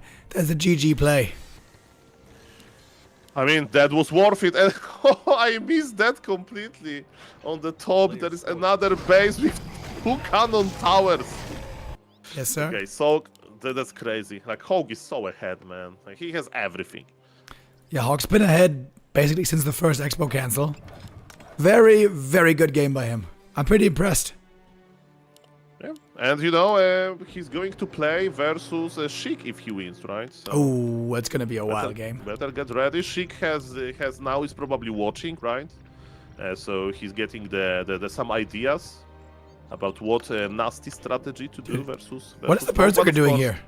Look at this guy. Oh, he's at the river. He's on the beach. He has a little sunny, nice vacation day. yeah, that's he says, guys, your armies are too big. I can fight versus tier 1 armies versus tier 2 armies, but tier 3 versus those orbs. No, I take on vacation. Nice spot, by the way. Never seen the Berserker in this location. And I think HawK is very comfortable with trading those bases. He sees it, GG is cold. He had 3 bases, Undead had only 2. And I don't blame him for winning now. Let's go. Yeah, that was ownage. HawK here, totally superior. Looking really, really good. The Ring of Regen, to be honest, helped a lot. It is an insane early game item. But he also did it well, and Luci didn't do it that well in return, if you ask me. Okay, but or maybe now Lucifer will embrace his one base playing style. So maybe it's going to be Deathnote. He's very good at it. Or maybe it's going to be Criplord. He's pretty good with Criplord. Or you know what? Lucifer just follow the dream and play Dreadlord first. Who knows? By the way, Mr. Rimodimo, balancing idea, very simple idea. Dreadlord plus 2 strength, yes or no? I mean, it would go in the right direction, but isn't it boring to just buff everybody with plus 2 strength? Not everything, you know. If you build buff everything, then you know, definitely. I think it's also I think I don't like it for one reason. Okay. The role of the Dreadlord, like he has the lowest strength out of all strength heroes. I don't know if you know that, and that makes sense kind of for him because he's not a really healthy, burly brawler. He's more of a spellcaster. He's more like of a demon from behind. He throws those carrion swarms. He can sleep targets. He's more of like a mischievous guy. I don't think he's supposed to be the brutal strength dominator. He does need a buff though, that's for sure. I've been thinking about maybe buffing his sleep, which could be very annoying though, but would make it interesting. Yeah, I'm not sure. Okay, so plus 2 intelligence then, and we have a handshake. Okay. Or I was thinking increase the sleep invul duration by 1 second. Oh, that would be annoying, even on pro level. Like I have seen games when, like, you know, versus Jens, it was probably actually Sheik. Jens made like this huge panda, level 5 panda, you know, and then there was Dreadlord added as a 3rd hero with mana potion, with 1 goal, spamming sleep on level 5 panda, basically. Oh, poor Night Elves can't use the hotkey for Dispel. Oh, poor Night Elves. Oh, no. That's not fair. As you mentioned, there is this some time window, is 2 seconds, right? Where you can't actually use the hotkey because, I mean, you can use the hotkey, but you can't target the No, you can't. panda. I mean, you can't attack him, but you can Dispel. You can always Dispel. You can dispel, really? Yeah, always. I need to check this. Always. You can always Dispel. Okay. How do you not know this, sir? I will check this. And nobody plays Dreadlord, so I don't know. I'm a young guy in Warcraft 3 scene. Nobody plays Dreadlord. Trust me. Back in my times, okay? Yeah, I think it would make sense to make Dreadlord a bit, or quite a bit stronger early, but he has to be nerfed late game. If he's buffed early game, we have to nerf Infernal, certainly, and we have to nerf level 3 Carrion Swarm. That will make him much healthier, because the Dreadlord is such a fun hero and interesting, but he's just way too skewed. He is insane in the late game and just garbage early game in a way that he can't even be played, but when he gets to late game, he's unbeatable. That's pretty true, but yes, the problem I have with Dreadlord is they're so rare to see, right? So that makes me a little bit sad. That's about it. Who is the well-known Dreadlord player? It's like Labyrinth, right? On pro level, he tried to play Dreadlord a few times. Even in the Super League, I think, in the group stage, he won a map with Dreadlord first. But yes, we used to have Side and Krav. I think sometimes played it. Oh yeah, definitely Mr. Krav. This guy is like studying builds of Mr. Krav and trying to find logic there, you know, like to explain to the viewers. Krav is a beast, man. I have seen him playing like Dreadlord Fiends, like in a tournament, so... Hell yeah. He's such a sweetheart as well. Super cool guy. Of course. Super cool guy. Okay, Lich opener. So Lucifer is not giving up on his expansion idea, I guess, with Lich first. You can play one base, but, you know, if you really want to play one base, you play Death Knight, I guess. It's going to be Expo versus Expo again, this time on Shattered Exile. Very tricky map. Chad is saying the whole point of Red Lord and Warden is being strong at level 6. Why remove that unique flavor? Yeah, it should be removed, but it should be made less extreme. Being strong on level 6 is good. Being completely unbeatable on level 6 is not exactly great, I would say. Well, a Tornado of Naga is an interesting spell on level 6. Do you remember this? You casted this with me on the Yes, Super yes. League moment when Live used Tornado level 6 and he put one skeleton in the air. And the problem with Tornado is that Naga is not dealing damage, you know? It's a channeling spell. And Naga level 6 hits like a truck, you know? You know, I think it would actually be a good ult if the tornado moved really fast. If you could micro it perfectly to cyclone exactly what you want, but it's slow as hell. Okay. Which also doesn't make sense. Tornadoes are fast, dude. It's just crazy fast blowing wind. I mean, I remember watching Twister movie. That's my entire knowledge about tornadoes, you know? Like, And my favorite movie is Sharknado, so it has a very special place in my heart. Mamma mia, okay. You got me there. Ladies and gentlemen, expansion for HawK is not going up yet. It's those mind games. HawK is starting with the Arcane Tower, and Undead is starting with Nerubian Towers. So those important towers are on the way. That was a very nice Nova connected with 3 footies. And this early game is not looking that bad, actually. HawK wants to be defensive yet again. Maybe he thinks that he's advantage, you know, in the late game. So he's like, okay, let's have a steady early game. Let's expand under Arcane Tower protection. And Lucifer this time unsummoned his altar, so that's very nice. And looks like his Haunted Goldmine is going to be quite fast. A moment ago, HawK scouted very nice, the ghoul attack coming in, but this next one looks like he's getting blindsided by, maybe overchasing the ghouls a little. Now falling back though. Lich here has good targets. The Nova and the Peasants could be great. Yeah, but the Arcane Tower is here and Lich is not scared of many things, but Arcane Tower is one of them, of course. All of the mana is gone, the mana regen is not going to happen. And at the end of the day, the Peasants are still doing okay. But yes, that's very important. All of the good undeads know that you ignore the footies, you attack the Peasants. He ate the ghoul, but had no mana for a Nova anyways. Maybe it was just to deny, I guess. Yeah, the Arcane Tower is constantly on the Lich. Lich is a slow hero, so Lich needs to run. But you know, the Town Hall constructing is like not that rapid. A lot of workers went down. And the best defense is offense. If Undead expansion goes up as the at the first try, that's pretty good. Look at those 2 red HP ghouls. Yeah, Lucifer 6 is going saves. back. But yes, HawK is coming. HawK is coming. His expansion is secure. He has the Arcane Tower. HawK is going to be the aggressor now. And all of those ghouls, they need a break on Blight. Long vacation on Blight with a lot of regen. But you know what? Those ghouls, they have a lot of cousins. And creeps! actually one of them died to creeps. What the Oh my hell? goodness. Why are these creeps even awake? You're supposed to be sleepy.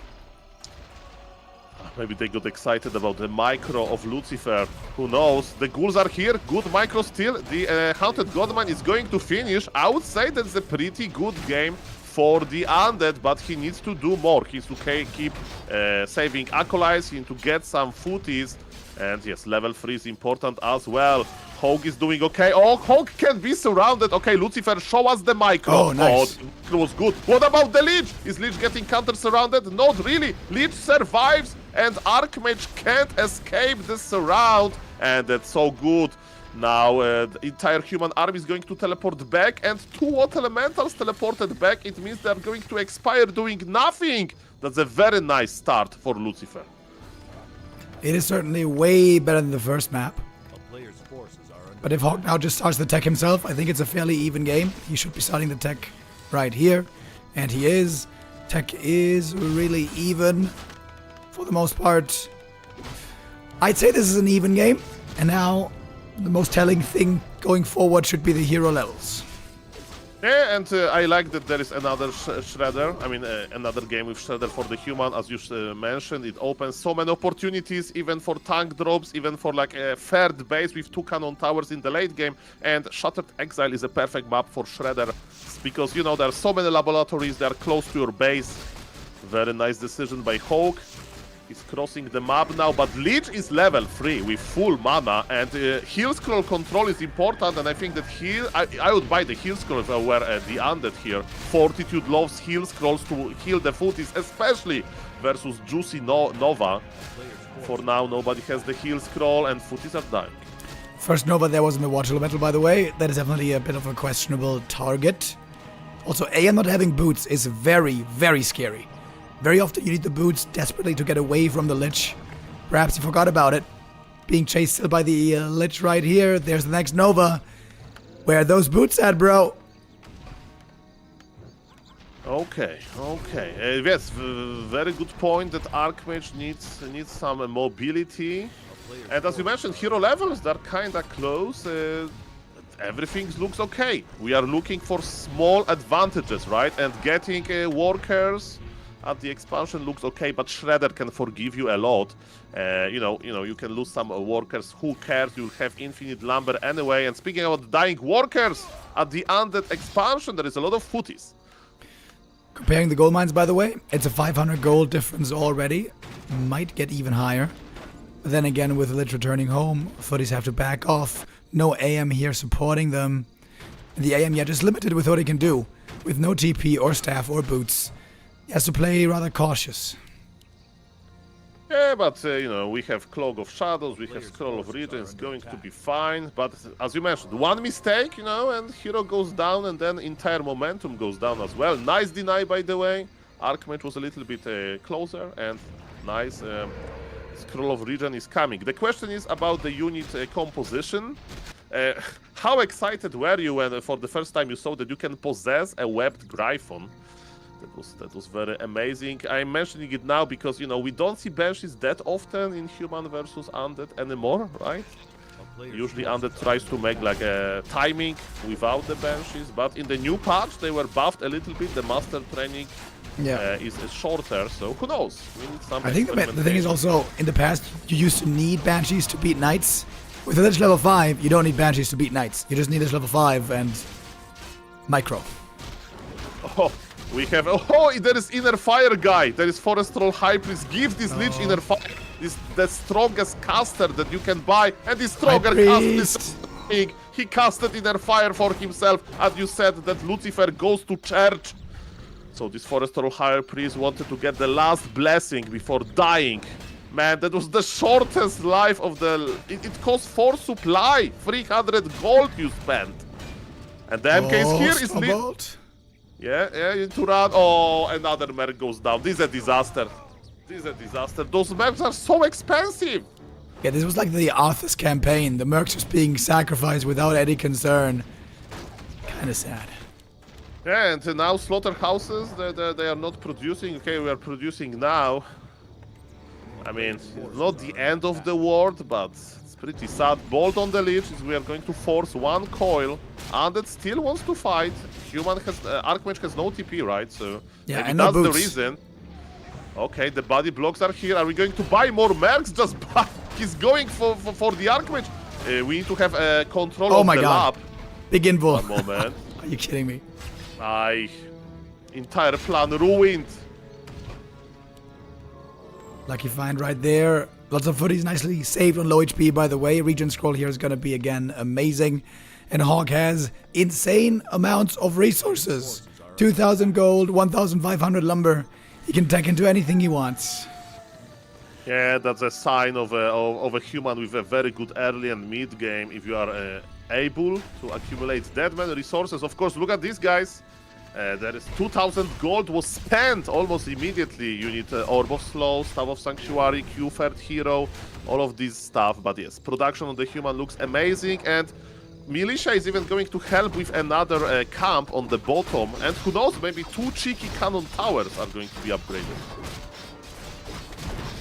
Sometimes you can get a little too greedy, trying to go for 3 bases too early. Normally you want to have the strong army out on the map first, and then contest the map, defend positions if you have to, and then go for a 3rd. Looks like this 3rd certainly isn't happening with the Undead now showing up. DK though, only level 1. That's looking a little pathetic right now. But the Nova could be huge. There it is. Human had TP. Without the TP, I agree with you. Like, especially if Human would start base number 3, it could be like, a grand disaster. But yes, HawK was ready for it. He just used Militia to help with creeping a little bit. With the power of the Shredder, Human, after all of those upgrades, he has 1,400 lumber anyway.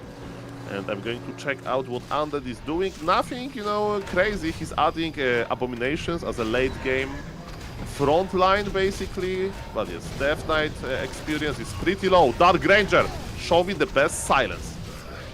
Oh, call too late, so that Fiend goes down. trading footies for fiends in this late game is perfect for HawK. Crazy how fast indeed he spent his money. All that bank is now gone as he's moving towards 70 supply.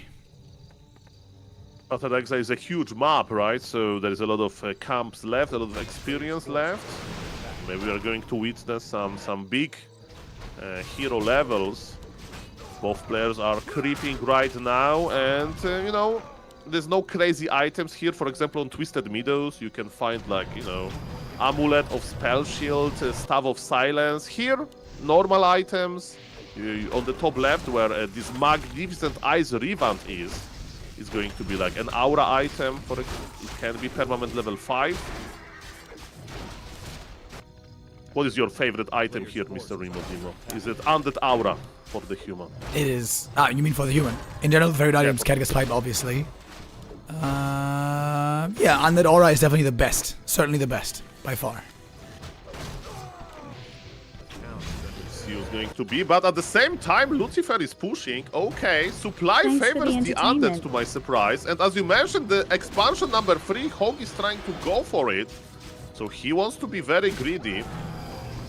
He's in the fighting shape. It was a TC aura, the movement speed that human players they ask for. And let's get ready to rumble. Undead got caught out of position. There is TP on Deathnote. Is Undead going to take the fight? We'll see about that. In this game, there's no Crip Lord, right? So there is no Impale on the Knights. Deathnote pops Invul immediately. Disease Cloud is being spread. Knights have to be manually microed. Onto the Fiends. Don't want to waste that damage on the A-bombs. TP out now. Great exchange here for HawK, especially if he gets the A-bomb. Denied, but still. Dead it is. Got the MK3. Good fight there for HawK. And now time to heal up a bit. Yeah, we have 2 AFK ghouls that they were dealing with expansion, and now human can just farm them. We need this orb of slow to proc, and finally this beautiful red effect is applied. It's only 30, I think 5% of chance or something like that. I don't even remember. It procs sometimes. How good is Dark Ranger in the late game? Dark Ranger is this interesting hero that is good in hands of professional players as a third hero, but in hands of player like me, it's hard to use because you need to time this silence well. But the silence looks good. Archmage can't cast many spells, but Death Knight is evacuating 4 abominations. Is it standard, Mr. Rimodimo? I don't even know. It's definitely more than standard. I still feel like humans aren't going enough Griffins in the late game against Lich. You don't want to go mass Griffins, then you get countered too hard. But 1 or 2, maybe 3 Griffins, I think is the right way to go. Sork and others have been trying to make... Oh, he's going Griffin Aviary. Nice, love to see it. HawK, really cool. Sork and others have tried to go casters as well. I'm not really sold on the casters, I have to say. But I do appreciate some possible Griffins. Yeah, you have already the upgrades in place. Animal war training, right? This HP upgrade, you upgrade attack for the Knights. And you have the infinite lumber that Shredder provides. So I agree with you that adding some Gryphons is amazing. Human is pressuring the expansion. But I don't know if Human will fight for real versus that many abomination. HawK wants to transition into some, but what about the best of 2 worlds? What about Inner Fire Gryphons? Because yes, the priests are here, and I think they're here for Inner Fire. We are going to make an ultimate army. There is so many abominations, 6!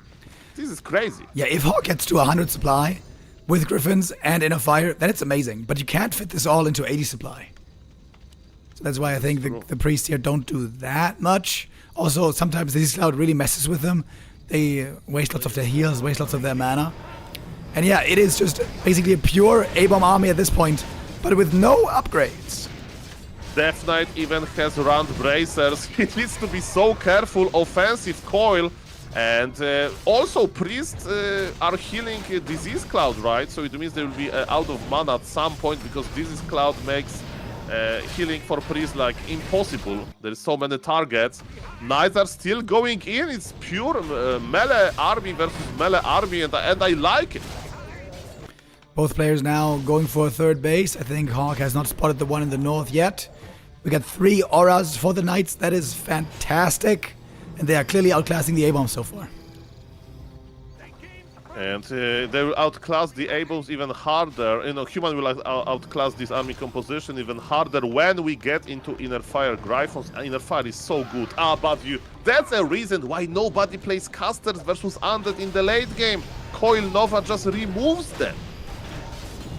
Yeah, also, when you go Griffins, you have to micro them well. Not A-click, but target fire the A-bombs. Otherwise, they go into the back and get webbed and get instantly blown up. That's it's understandable why humans rarely play Griffins. They're a lot harder to micro than this Knight army. This Knight army, to be honest, is just A-click on the ground. That's a great thing about Knight Gyros. It's just A-click on the ground, and then use your spells and staffs. And that here, having the kiting army has a much tougher task with his micro. The cannon tower is going up on the bottom, but as you mentioned, on the top there is also an Undead base, and to my surprise, supply favors Undead. Now we have 2 destroyers in the air. It means that Undead wants to fight, right? If you morph destroyers, it means that you really want to fight. Even though there's this extra base, we'll see how it will go. Human is in the fighting shape. MK can punish all of those fiends with club level 2. That's why MK is so strong in the late game. And a lot of Undead units has fallen. Man, not looking, it's not easy. The game is definitely open. Look at those knights, the disease cloud is adding up. Yeah, it really needs a shop over here. Kind of surprised HawK didn't go for one yet. There's only one shop at the natural, which is so far away. Of course, Region Scroll is amazing against Disease Cloud. Does he have a 3rd staff, by the way? No, not yet. That should be added as well. With Region Scrolls and 3 staffs, Human can be very cost efficient. Yeah, we are going to the super late game. And again, what kind of units Undead will go for? No casters, you know? No Banshees. Just we are relying on those abominations. Some fiends, some destroyers, statues. Lich is full mana, by the way. 615 mana point, level 5 Lich. That's amazing. Town is under siege. There's one AFK abomination in the Undead expansion. So, okay, it's being micro as we speak. What is the abomination doing? Come on! And now the question is, right? Both players, they have the same amount of bases. Actually, on the top left, there is a one lonely peasant. But my question is, Mr. Rimodimo, who is going to attack who? They don't have any incentive, right? Everybody would like to use defensive abilities of their bases. But looks like HawK is going to push first. Takes out an A-bomb right there. I think HawK's going to wait for the tanks to arrive. And then tank attack in the north and his main army in the south. And that could be very effective indeed. Oh, 2 kills here for Luci though. Excuse me, just 1. The staff play is coming again into effect. The great thing about Priestess, in theory you can dispel silence, but no human ever does it. So maybe they don't know about this ability. I mean, there's so many things to click in the late game, right? We remember the previous series when Sheik didn't load his skeleton, necromancers. He didn't gave the corpses to necromancers. He almost lost. There's so many buttons to click, and you need to click them quickly. And another big fight is coming. Lich is in front. Lich is ready to start spending the mana. MK is looking for position to clap. There it is, clap in the back, hitting very well, going for the Lich still. Coil's there to save it. Standing army for the Undead doesn't seem that big anymore. The Griffin's always getting targeted heavily. Griffin focus fire continues to be a little bit off, I gotta say. It seems like HawK thinks Griffin should be good here, but he doesn't have much experience microing them actually. And he lost a lot of units! The Archmage! Oh, HawK! He didn't have a TP! Oh my god, that's unforgivable. He had no TP in the ultra late game. There was double staff present on the triple staff, on the human. So maybe he was relying on the staff, but if you miss the staff of the staff is on cooldown, the big problems will start. Tanks were sent to the north under the expansion, but you know what? They didn't kill it yet. But HawK has another expo on the top left. That's crazy. Losing Archmage is of course a very bad thing for the human, but human has a lot of resources. The question is, what Lucifer is going to do about this? I don't know, call me crazy, but if I could say something, maybe play Necrovagons. Why? Because you can cripple those tanks, and looks like HawK wants to play super late game. Oh, big scout here. Acolyte finds the expansion. Just some ghouls can easily take care of this. Doesn't have to send the army there. HawK's in a terrible spot now. It went from a great spot to a terrible spot. HawK really, really botched that fight. Yeah, Undead wants to fight now, but HawK is smart, right? He's like, okay, I know that I need a little bit more time to you know, come back. I have one extra base.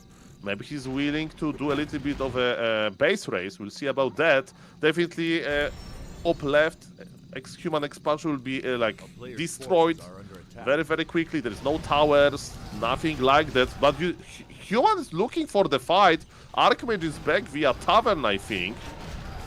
Okay, HawK wants to fight, but Undead has 91 supply. Can the Knights be good enough? So far they're not connecting against the Fiends. Lots of Destroyers in the air. Destroyers are winning the air fight. There's not enough gyros here. Luci looking fantastic on this map too. Inner Fire Knights are doing as much as they can, but if there is no flying machines, Destroyer will obliterate, and that's what is happening. Death Knight is on level 5. It means that Coil is super strong.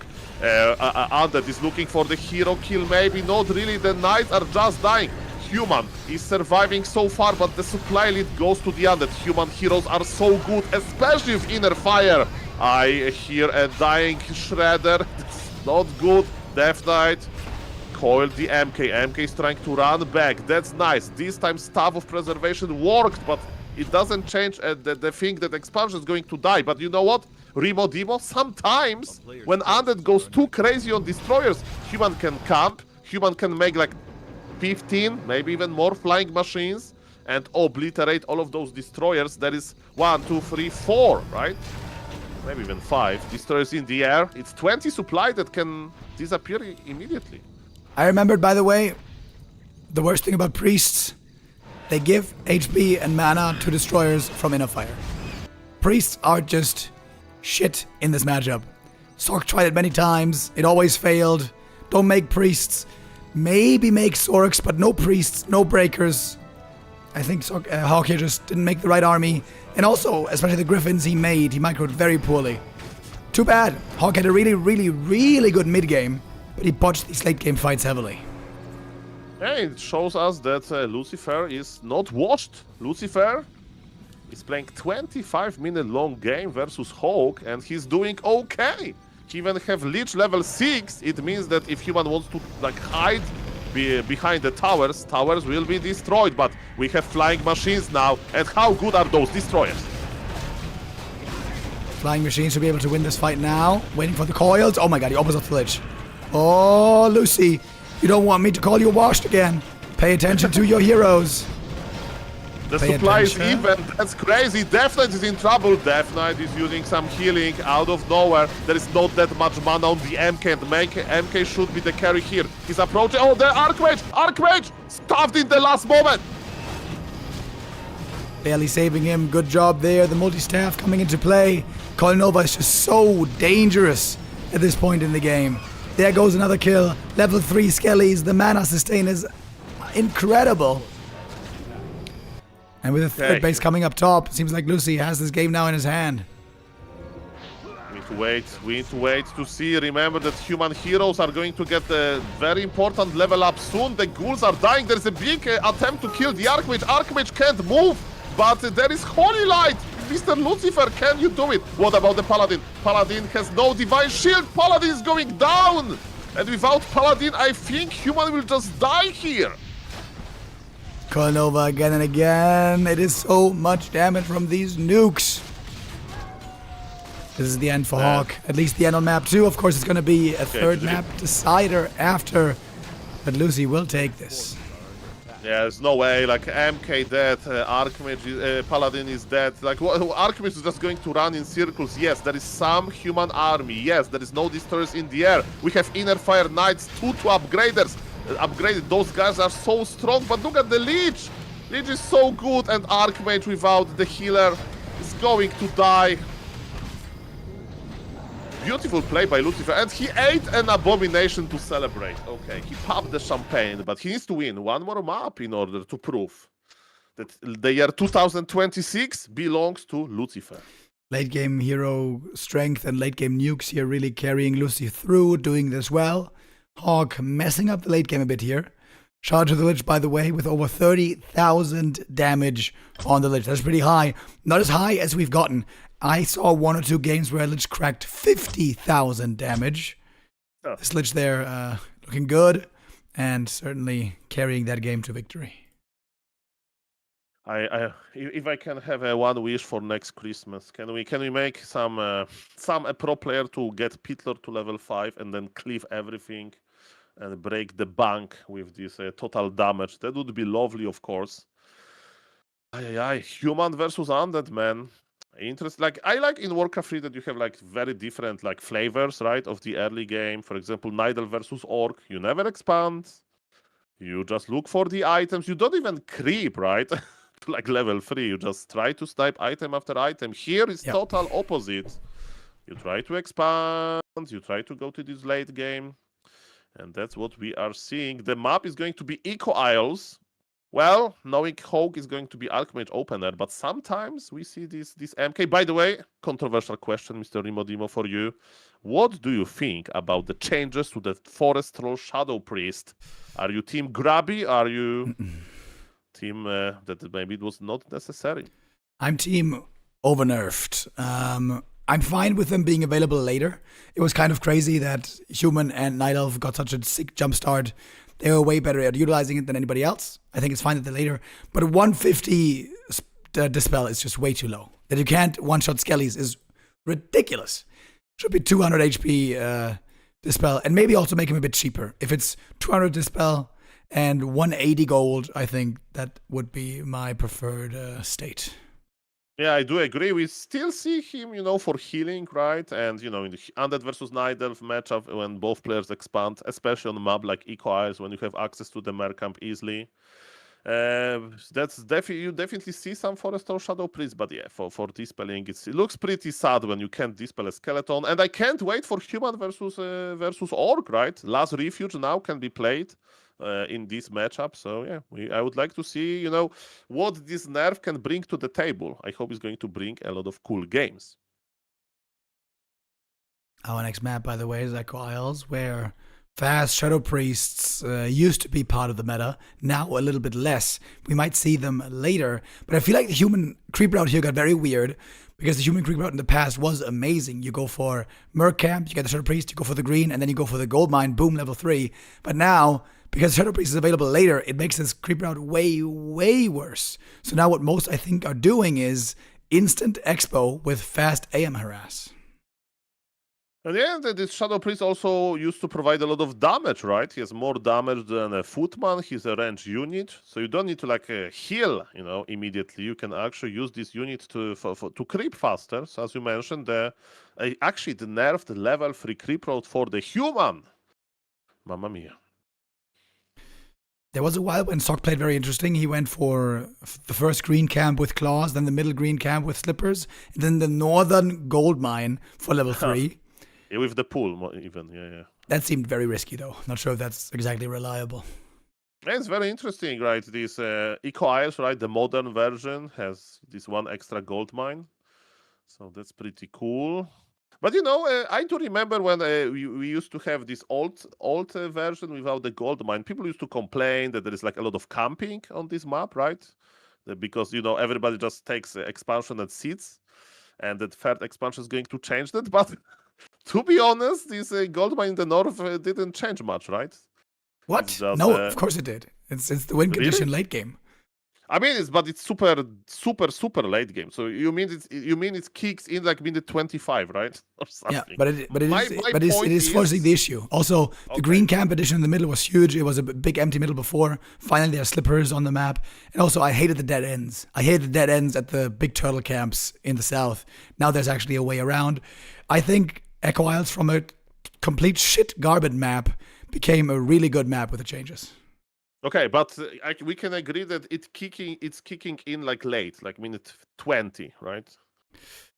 The green camp edition is huge already in the early game. I mean, I'm talking about the gold mine, but yeah, the changes for the pathing, the green camp, I really like. Just this extra gold mine. It's not just the gold mine though for mining. It's also another contestable camp in the middle that you can fight for. So this is also relevant. It made it so much better. Yeah, it's okay. So controversial question now because you are old school.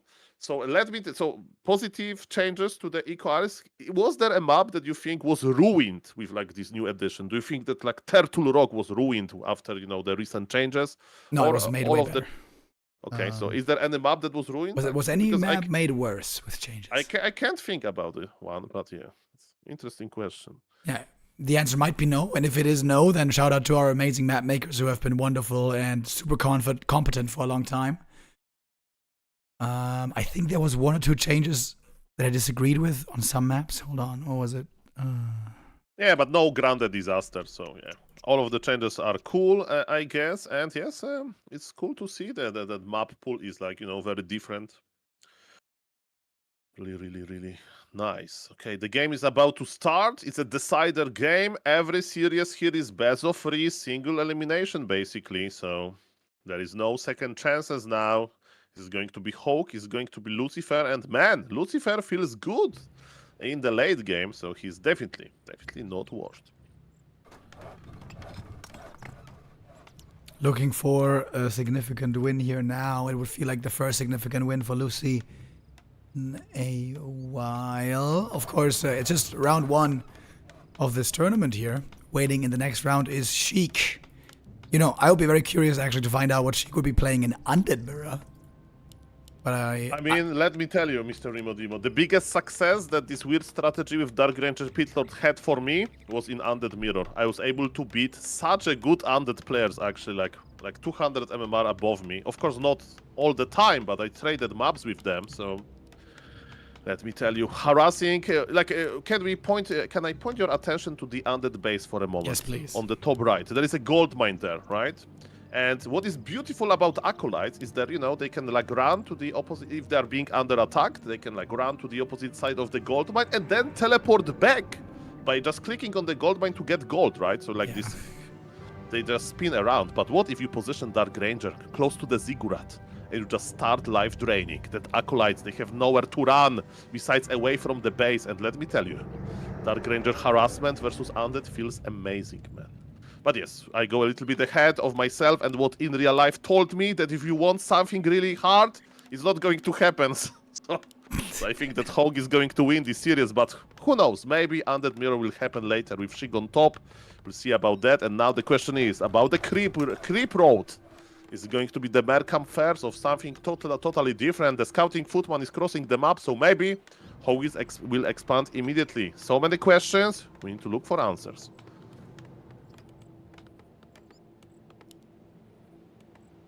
And there is Lich in the Undead altar. So that's the answer from Lucifer. He has one strategy and he believes in Lich first.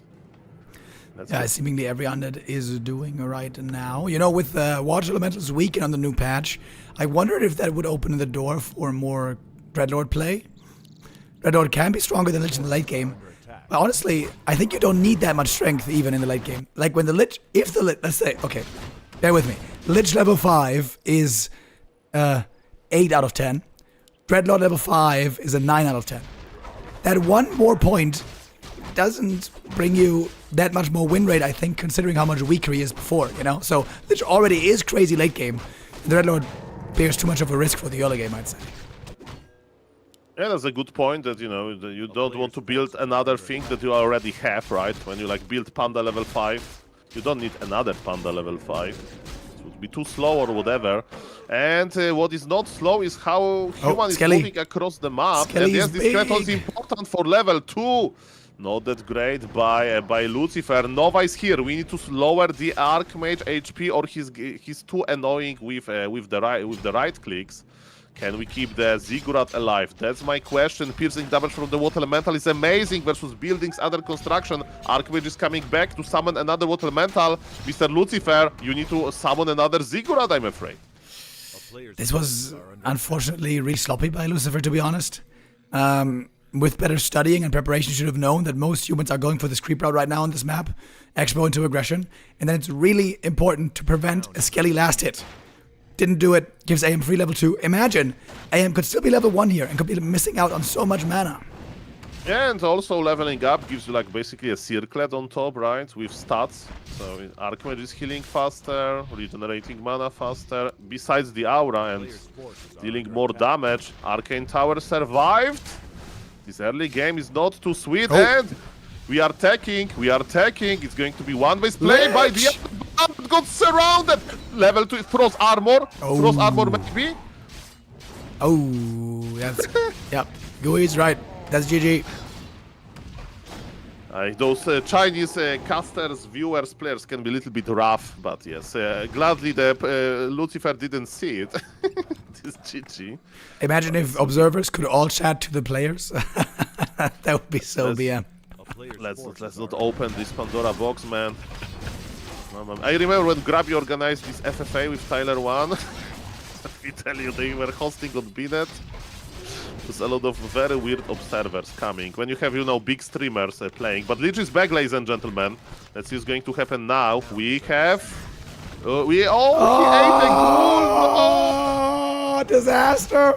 He eats the Lich but gets mana burn, so he has no Nova. Oh my god, that's the worst feeling in the world.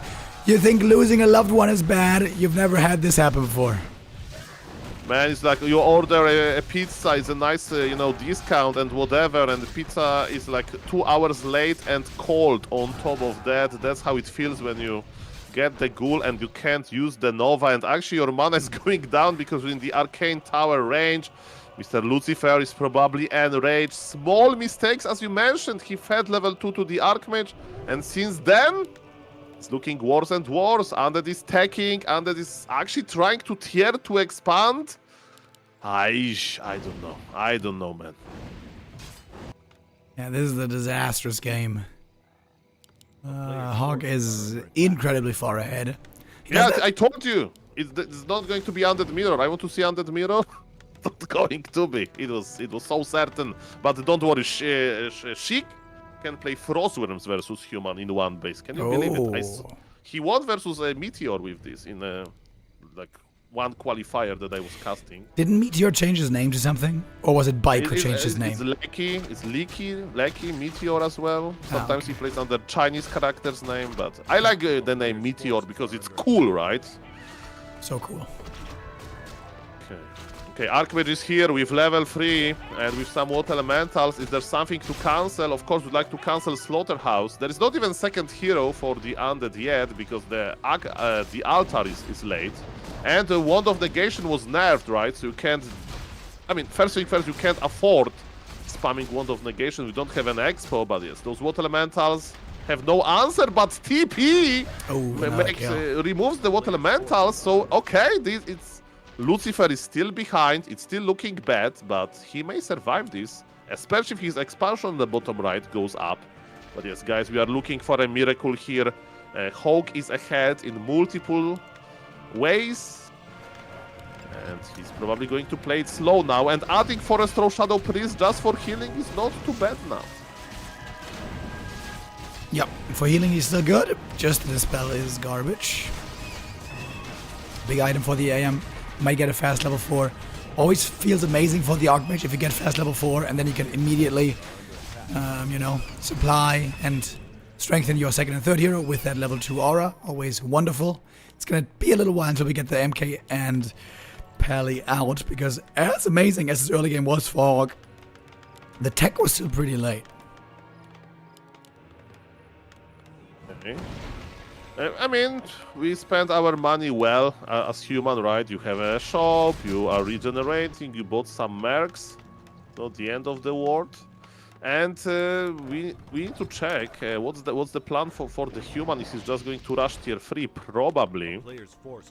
Sometimes if you scout wrong, you may expect one base play, but no, there's a scouting footman and the Undead expansion. HawK knows everything, but man, Nova connects, and I see another footman going down. Beat connect goes the Nova. And is finding some more experience here. There we go. That's also why Lich is so amazing on this map. Lich is outstanding at sniping mercs. But yeah, he finds himself behind clearly. AM about to lock in that level 4. And only now we got full mining on Luci. The gold difference is actually lower than I thought it would be. It's only about 1,300. Yeah, but also, even though Undead decided to tag very quickly, right, from tier 1 to tier 2, now Undead is still stuck on tier 2 because he can't afford, he couldn't afford taking earlier, while Human is just rushing to those knights, to those flying machines, to the third hero, to the mighty staff of Sanctuary. So yes, definitely HawK is just chilling, but one Nova, one coil can change this game. And his forcing Human to spawn Water Elementals in the middle is also not that bad. 1 or 2 skellies would be enough for a level up here. The ghoul would do it. And one more hit. Boom. There we go. And the MK is here, so now better beware Lich. You can get bolts surrounded. It's of course not that easy. Water Elementals are not that fast. Deathnote still can coil. It's 200 HP back on the Lich, and I think Undead will disengage now. You don't want to fight versus Mighty Bolt. The first slaughterhouse is just on the way. Oh no, so late. HawK multiple times now has skipped boots of speed, by the way. Very unusual. Almost every other human goes for them. They're really good on AM early game to find chase down kills, and really good always on MK later. I feel like that's a big efficiency you get from this boost of speed normally. Yeah, that's a very good point. I do agree with you that it's very non-standard approach, right, by HawK, and he still has 1200 gold anyway, right? So he could definitely, if not in the early game, because you may say, map layout, whatever, right? But yes, in the mid game, boost of speed definitely for the MK, right? To chase, to position himself better, to club, you know, in the late game, that's pretty good. And no circlet as well, so... Oh, you know how you also could have optimized? You could have given the pendant to the level 1 MK with full mana. That would have been sick, actually. Oh, you remind me when I used to be a Pala Rifle researcher, Mr. Ribodimo. When Pala Rifle University was at its prime, I used to work there as a researcher. Imagine that. I can. You have no mana on Paladin, okay? 0, but he's level 3. Yeah. And you have a pendant of energy. Oh my god. Then Blood Mage goes out from the God. altar. Freshly squeezed from the altar, Blood Mage. No way. You Like give an orange. him pendant. You give him pendant, and so he gets this plus 100 mana, right, from the pendant effect, because he's full mana. Then you transfer full mana to the Paladin, and you give pendant back. Oh, you shit. print 200 gold mana, but now we need to print HP on the Lich, because this Lich is going to get bolt. Coil is here, but what about the Fiends? Orb of Slow is here, and ladies and gentlemen, it's not looking any better for the Undead. Yeah, it's a bad sign when the Fiends arrive at the same time as the Knights. That's not the way you want to have it. Aye. And the Orb of Slow is there. Some few lucky procs, and Deathnote will go down, and Deathnote got Bolt, and Orb of Effect is here, and Deathnote goes down. HawK is producing everything, he's queuing so many units, and again, that's approach with Siege Engines. On this map, there is no Goblin Laboratory, right? So you can't do a tank Zeppelin drops, but he's still going for them just to squeeze, just to finish. He thinks that he's ahead. He's right, of course, and there are 2 tanks already at the bottom right Undead base. You know, they're waiting to attack. Human is clearing the north and the top expansion, and Human will probably attack later anyway.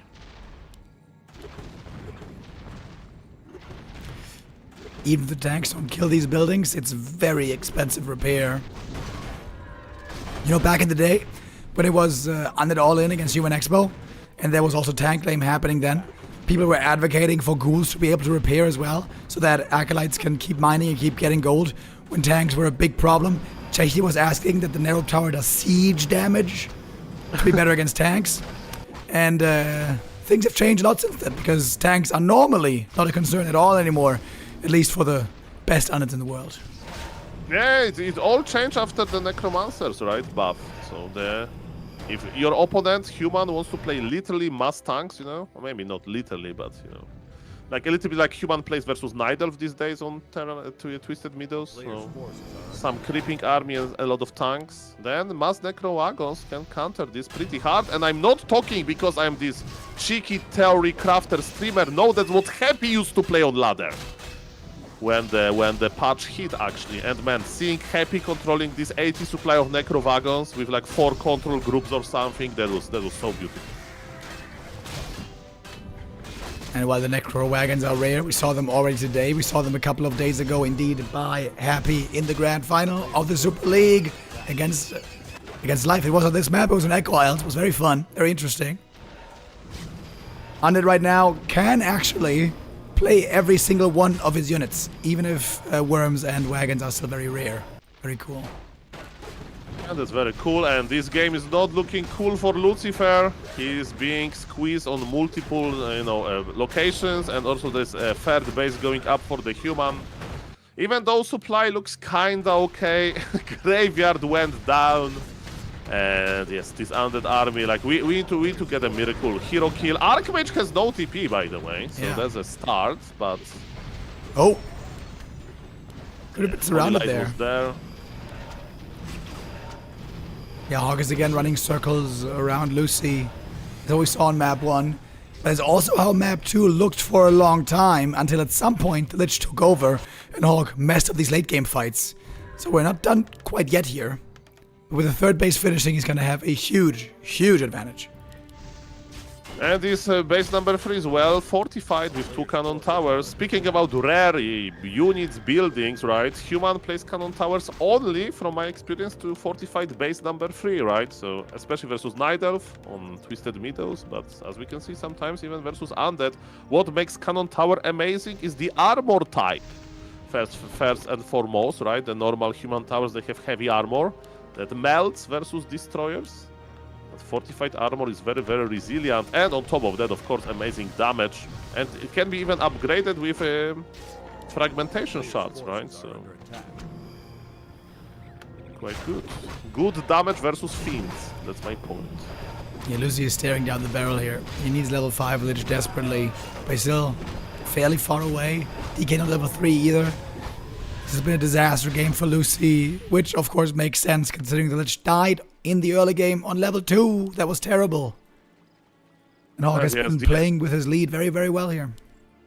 Yeah, but that only shows you that GGing out early, giving up early, can be a big mistake. But HawK is showing, because the game can be still, playable even after a big disaster like that. But HawK is showing us that he knows math very well.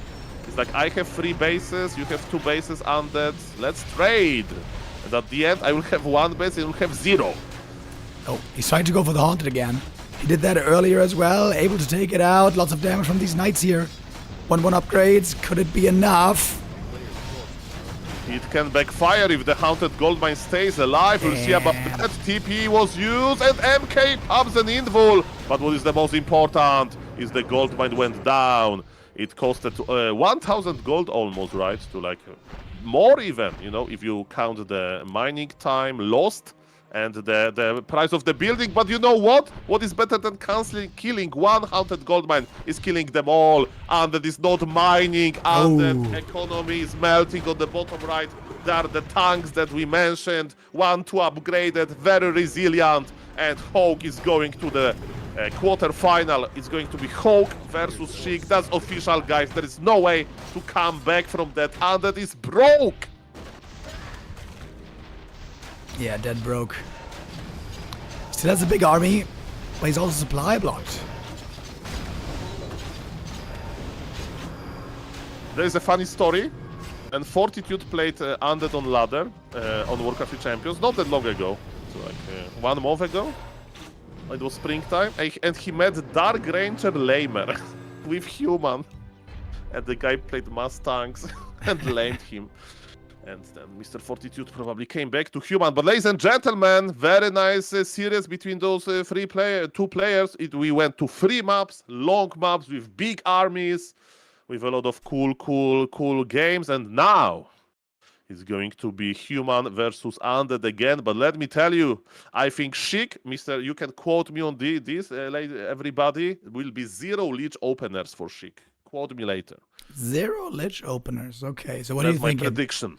Tavern heroes or what? Death Knight. He'll play Death Knight. Death Knight. Okay. You mentioned some worms earlier. Okay, that will be exciting. Normally, not really part. It's rare, but he'll play like Destroyer Bust, I think. We'll see about that. Oh, really? Let him cook. He's an artist. And maybe he'll play Lich in 3 games in a row and they'll look like an idiot. I'm used to it. Don't worry, don't worry. By the way, we mentioned about the favorites making it through the upper part of the bracket earlier. The favorites there were easy to spot in the upper part of the bracket. When you looked at the other side of the bracket, who did you think were the favorites for the semifinals? I mean, I was nervous about Sheik, right? Because it depends on how Cine is versus Weird Stuff. And we saw that Cine wasn't that good versus Weird Stuff. And we got Sheik well. So I would say 50-50. HawK versus Lucifer, I would say 60% HawK. Pink versus Deathnote, ooh. That's hard, but, we can talk about it later. But, man, Pink, before Mr. Blade was banned permanently, man, Pink used to, win versus Blade, right? And Blade was pretty strong. So Pink versus Undead is good, versus Human, I mean, as Undead. And the only clear favorite, Ice Orc, Mr. Rimodimo. If I can tell you one thing that I learned after casting every Saturday and Sunday, 9 a.m.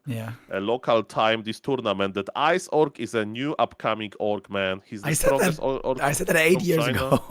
Okay, but, since half of a year, he's doing very well. Creative gameplay. Of course, Orc, is a creative race, but there are limitations, so he's not opening with Tavern Heroes, but, creative gameplay, very strong micro, a little bit of, this, when he sees opportunity to attack the economy, he goes for economy more than, let's say, standard orcs, but not too much. He's this well-balanced orc that is trying really hard, and he won the point system, right? He's on the top of the point system. That's why he has a very nice seating. He plays versus PCG. That came back not that long ago, and yes, he's the only clean favorite, but yes, it's the other part of the bracket. So far, we are awaiting for mighty Sheik against HawK. Okay, so between HawK, Ice Orc, and Pink Deathnote, you wouldn't have a top 2. I mean, hard to say, but yes, definitely Ice Orc. Ice Orc is the favorite everywhere, right? I would like to see Starbuck versus Ice Orc, for example. That would be so cool. That would be cool, yeah. In the ground, or Dice versus Ice Orc actually happened many times. So maybe Starbuck versus Ice Orc, and in the Super League season 3, right? Season 2, I mean, we had 3 Undeads, 3 Orcs, 3 Humans, and 6 Night Elves. Yep. Maybe this time is going to be 4 Orcs. Or Night Elf overperformance. That's what I've been saying. Overperforming for decades and decades, and they keep getting away with it. Those goddamn Night Elves springing out of every corner. If only they had something else to play other than just Demon Hunter every day. This season, I try to play as a Night Elf, So I'm a random player, so I can play all of the races on some level, not great, not terrible. And definitely in this patch, Night Elf is very interesting for me because you have buffed Beastmaster, buffed Pitlord, buffed Tinker, Tavern Hero is looking good.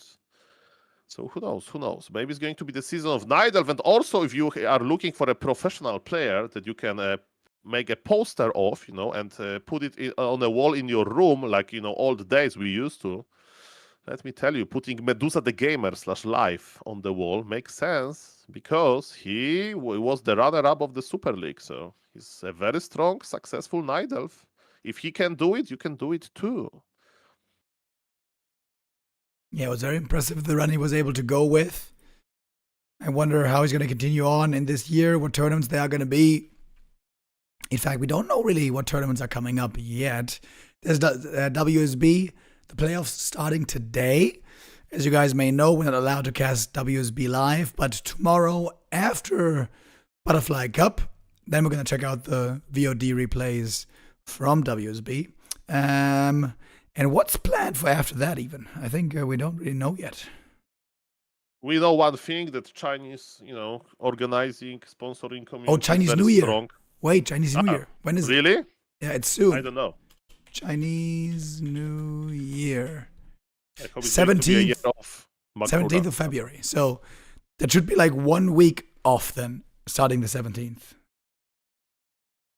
They will carry us. Don't worry. Like, they have so many tournaments, those Gladiator Cups, right? That you know as well. That Yu Tiao is organizing. Like, man, those Gladiator Cups, they have similar. Like, if you add, all of the prize pool from like every Gladiator Cup, they had similar prize pool to the Super League, and the duration was kind of similar as well. So it's a good time to be a professional player. There is a lot of action for you. We're in the lobby right now. The players are doing the vetoes. Then we're going to find out what the right server is. Funnily, by the way, right now Russia Central is selected, and we all got high ping, but the Russians have a non-connection to the server.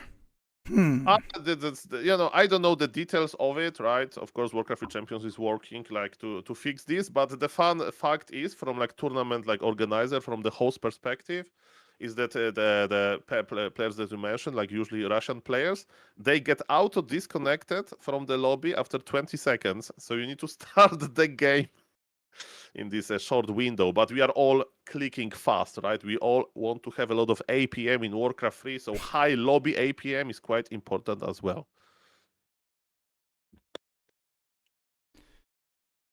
Another human versus undead is coming up next, but it should most likely look different. If there's one thing, I guess that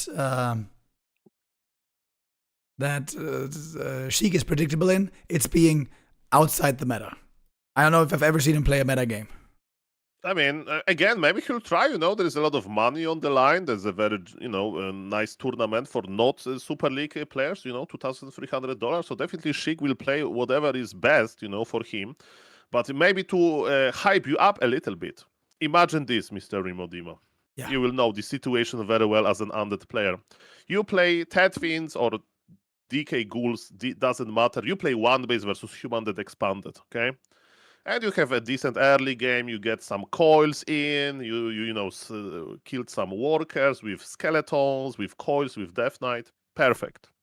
Then human turtles. Human makes so many towers because he knows the destroyer push is coming. They buy shredder, and they literally make 5 guard towers per base. Oh god! With this annoying masonry. Oh god! Masonry. Yes, terrible situation. Then you're like, okay, I still have a decent timing. I'm going for my destroyer push. Maybe with Pit Lord third for Rain of Fire. Maybe with Dark Ranger third with a Dark Arrow. To punish repairing workers. But it doesn't work that often, right? But Sheik has another idea. And I'm not saying that he's going to make it here, but he, in position that I mentioned, when he's actually pushing into the human bases, these well-fortified bases, he makes one mid-wagon. You may say, Soul mid-wagon versus those towers? There is so many. Mid-wagon can't kill those towers. No. He's going for mid-wagon with Disease Cloud, and he just attacks ground, where a peasant put a gold back, Yeah. So he has made like this one tiny disease cloud, but those peasants, they have low HP to begin with, right? And suddenly, like the one base is disabled, and he just sits on top of this mid wagon and waits for a frostworm. That's a unique style that he used to do. But yes, I don't know if it's going to happen now, but yes, that's what I would like to see, actually. That sounds very interesting indeed. Yeah, Sheik, very exciting player to watch because of his unique style. We saw Wagons and Necros and Worms already earlier, and Pit Lord with mass damage and cleave. And then after a tower push with Naga, he had the perfect reads, seemingly, on Zini earlier. I wonder if he's going to have the same great reads against HawK, because HawK does seem predictable. HawK does play standard. HawK does play Archmage, Footy, Expo, if he can expand, which normally you always can against Undead. Yeah, the HawK and Sheik, they should know each other, right? So definitely HawK probably has a better read on Sheik's strategy than Cini had, and you can't really surprise the human as much as you can surprise the Night Elf. So yes, we'll see what is going to be. Definitely it's going to be interesting game, and I'm just checking out for this organizers APM, because starting the game it's not going to be that easy. But yes, the map veto process is almost done. And yes, by the way, thank you, Mr. Rimodimo, for this co-casting opportunity. I'm trying to boost my casting MMR. So it's always nice to have somebody to talk with about Warcraft 3. Thank you, sir. Yeah, of course, gladly. Your MMR must be shooting up. Not as highly as you could boost it up when Pally Rifles, when they were OP and everyone got 400 MMR for free. But you're getting up there. It's good. Thank you, sir. Shout out to all of the viewers, of course.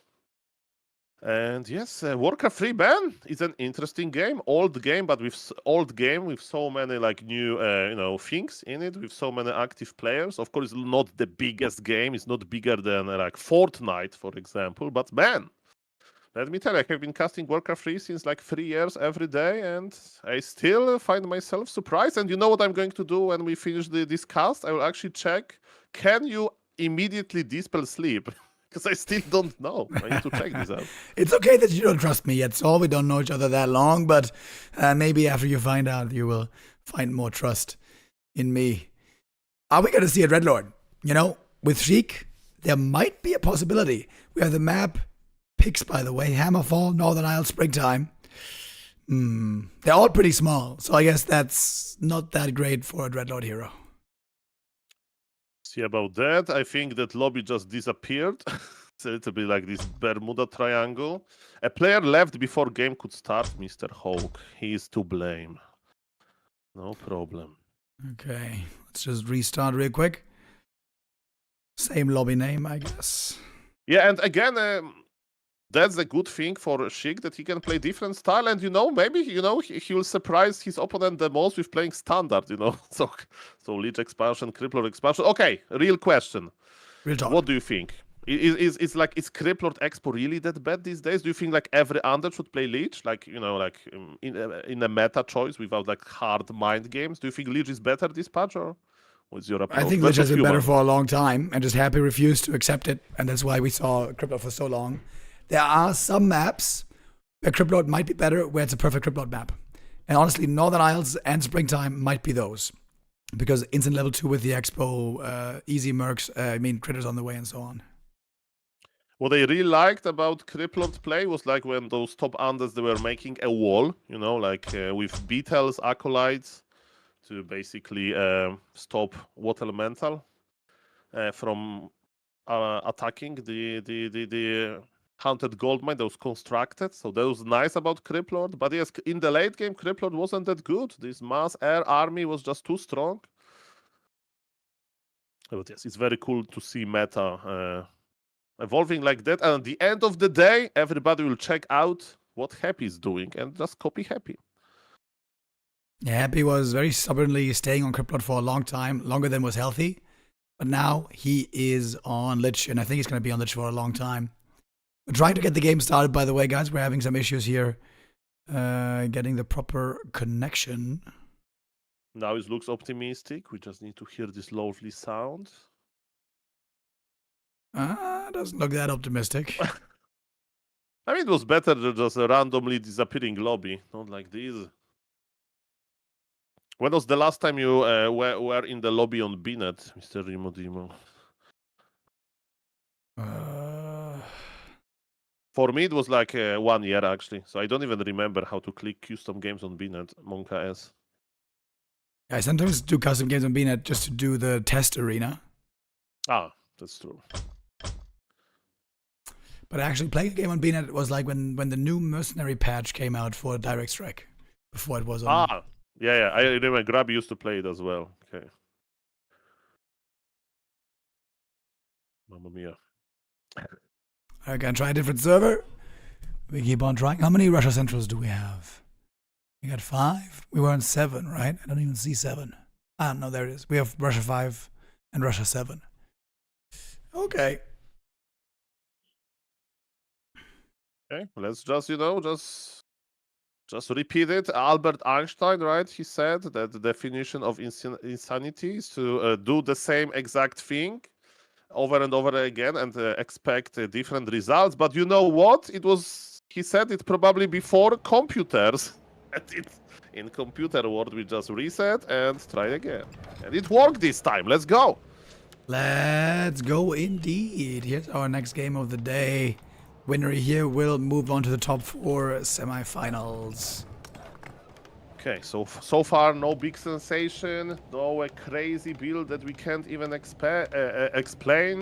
It's going to be Ghoul opener for the Undead. But which heroes, of course? That's the question. By the way, altar position from the human usually tells you the entire story, right? And it looks like HawK is going to start with the orange Tuskar camp, this Orc Magi camp. Because if altar would be closer to the expansion, he'll probably think about expanding. So yes, altar position tells you the story.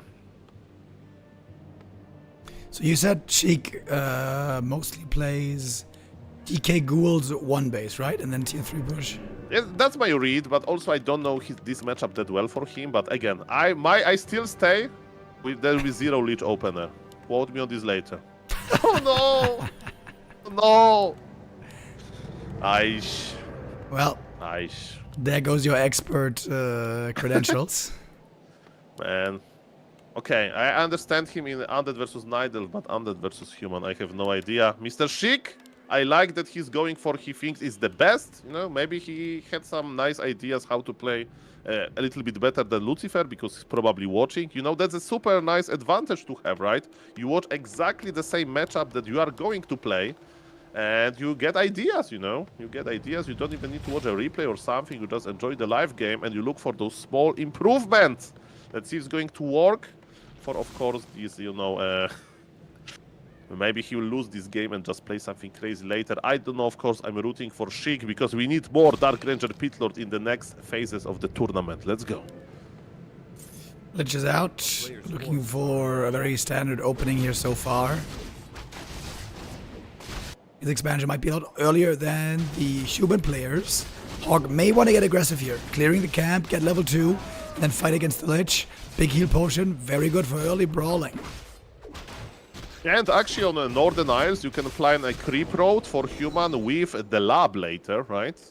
So you can now summon Water Elemental, clear the green, and then you pull a lot of militia, clear the lab, and look how close you are then to the Undead expansion with level 3, right? So that's definitely an option. I see farm number 4 by HawK. Is he maybe he's expanding actually himself, because farm number 4 for humans means expansion, but it's already a little bit of a weird game because human is creeping away from his expansion. Yeah, he's going over there. Ah, no. He's gonna attack, I think. I think he's gonna. I mean, as you heard, my predictions are always right, but I think he will expand. And, yeah, Wait, do you need both green camps into orange for level 3? I guess. I mean, he can do it. He's okay. I said that he's going to expand. No, okay, no more predictions for me. I'm on vacation. I'm just casting what is happening right now. And that has a Lich, and this Lich is staying AFK in the middle of the map. That's beautiful. Okay, what do you do versus 1 base, Mr. Remo Demon? That's the question. As you mentioned, Archmage is remotely getting level 3, and this Archmage is going to hit the Undead Expo. Undead is in position. Undead is building a big wall. There is no Criplot, right? So we can't have like a little like giga wall. But yes, someone surrounding the Archmage would be the best here. This expansion needs to go up, or Undead will be in a big trouble. Water Elemental got blocked, but there will be another one soon. Also, the AM right now doesn't have to be worried about surrounded, or about getting surrounded, so this should be an easy cancel right here. A level 3 Archmage push, taking up. It's going to be 1 base rifle all in. We haven't seen that in a long time against Undead.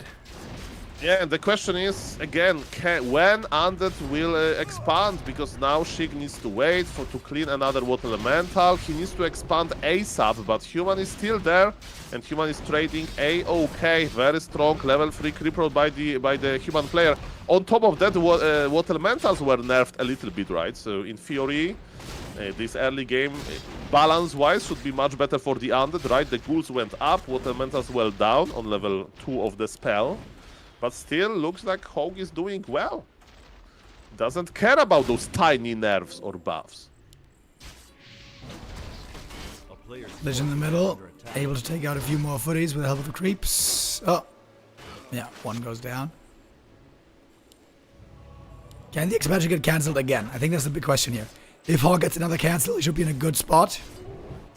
But he doesn't have many footies right now, in decent health, and not too much mana either.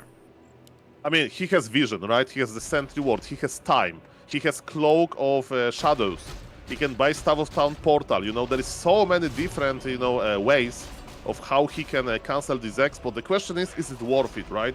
To risk it, or maybe to invest that much into it. Lich is still there, he knows that exactly. And maybe he's just going to creep and prepare his Rifle Caster push. Mountain King is in the altar. By the way, I remember when I thought that, the rifle nerf is not going to be that big for Pala Rifle because Pala Rifle can kite, so attack go back a little bit. So, this cooldown change between attacks is not that visible. But if you push into Expo, you can't kite, right? You have to target those towers all the time. So it's going to be nerfed to the rifles in the full force. 35 seconds before the expansion Speaking of the goes rifles, up. by the way, I kind of have an expert on right now. Do you think humans are overreacting right now to the rifle nerf, playing absolutely no pele rifle anymore against Orc, or is it really not playable anymore? I mean, it's connection of two things. A, nerf, yes. B, Lin's counter. Mr. Lin. Okay. Mr. Lin, Yeah. genius, that show how to counter late game Pala Rifle. In my opinion, if there is some Pala Rifle survivor, try a good old Pala Rifle brute force versus Orc. So you don't go tier 3, you go for 2-0 rifles. When you have around 50 supply, you just take militia and you push. Either you win or lose, doesn't matter, but you don't go for tier 3. And it can take Orcs out of position if they play Witch Doctors. Man, playing Witch Doctors versus rifle push on tier 2 is it's not going to work. But ladies and gentlemen, Human is ready in the pushing position. Human got flute and bolted the wrong glitch, by the way. So that's not that bad. Yes, why flute is amazing? What elementals are range? Archmage is range. Rifles are range. Even casters, are range. So only MK will not get this juicy bonus. Sheik is trying to hold. He's almost level 3, but man, his skill was good as well. 40 free supply for Human versus only 20 free supply for the Undead. Undead is not even mining because he's busy repairing. And how long this game can continue like that, we'll see about that. Workshop was constructed by HawK in his main base, and this is a full push. Human is super strong now. How long Undead can survive? That's my question. Yeah. If she can survive long enough, not fall too far behind, and get tier 3, this could still be a winning position. He doesn't have to hold the Expo. He can afford to lose the expansion if he gets to tier 3. Oh, there's one Fiend out of position. That sucks, even though Human Undead, has double income, right? Losing a Fiend like that is a problem. Lead is in the middle, but you know what? There are 3 towers at the Expo, and in the main there is one House of the Dead. That is basically a Nerubian tower. Now 2 Spirit Towers are on the way. HawK, with a very smart move to change the target of his attack. He's like, actually the main base looks a little bit weaker than the Expo, so I'm just going to try my luck there. And where is the Undead army, Mr. Remote Demo? I think it doesn't exist actually. Yeah, didn't want to make ghouls. He wanted to make fiends instead, but I'm not sure if that was the right unit, to be honest. I think you have to make mass ghouls here, but he's just not making units. What's going on? Not making units. I mean, the Mortar team is here. Deathnote went out. That's pretty good. Wand of Negation is not going to help that much versus Water Elementals because there is a cooldown. Militia is here. HawK is not going anywhere. He will make a proxy shop, proxy arcane tower, and he will just go.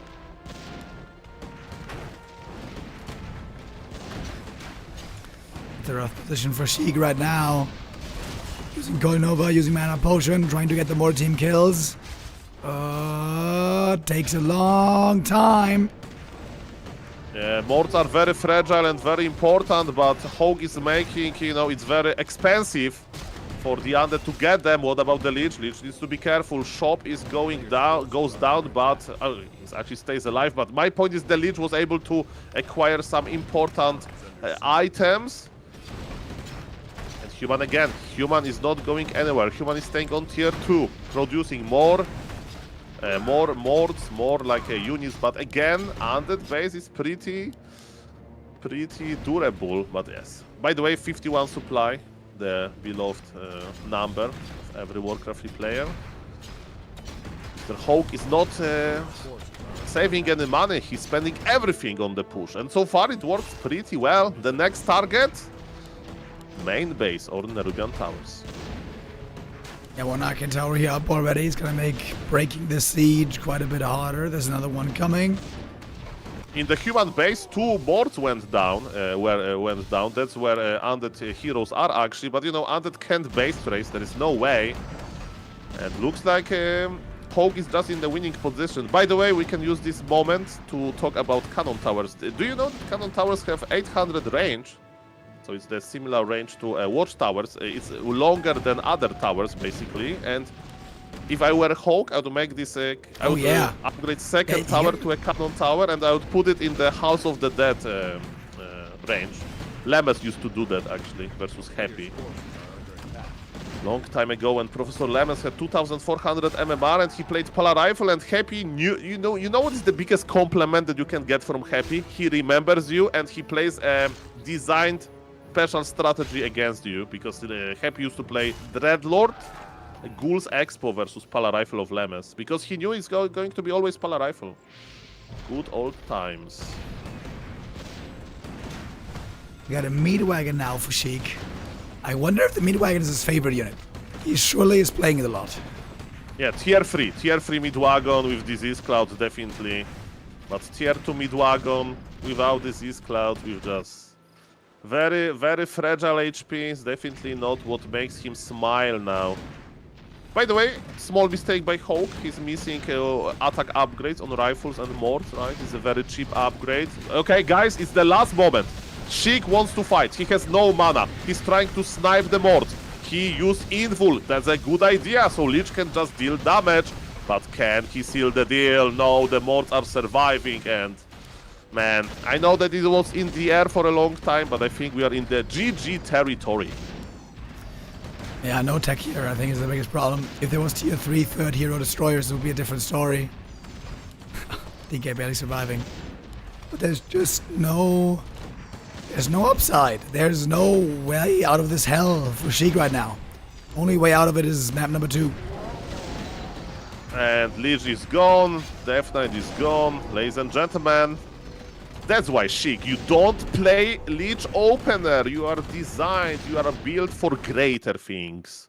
Can we order, I don't know, some Tavern Hero, some Ted Fins? And now it's going to be Sheik map, right? So he definitely has a plan. It was actually just standard Lich play.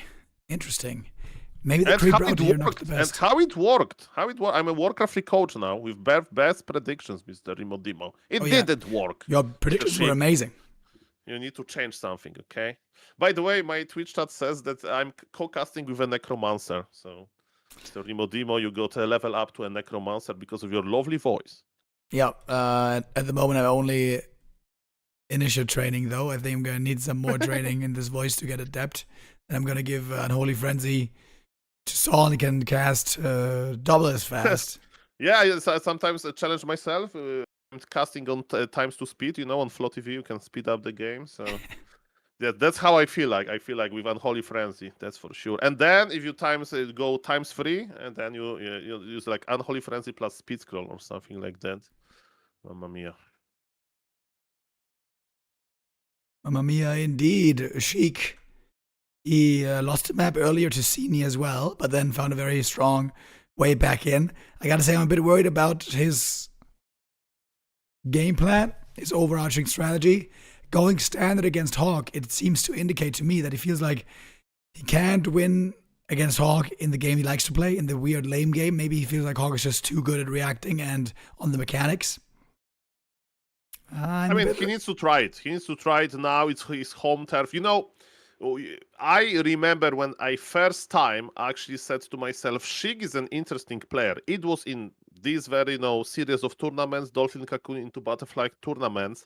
He played versus an Orc on Hammerfall. It was like before, the patch and whatever. And he played Deathnote into Pitlord second. And he was trying to make like this big Pitlord work versus Orc. Can he do it versus human? I don't think so, but he loves Hammerfall, and let's see what he can accomplish here. If it's going to be another Lich game, I would say I respect that, but I'm very sad. Pretty sus there was the play. All right, a little bit of a rehost needed.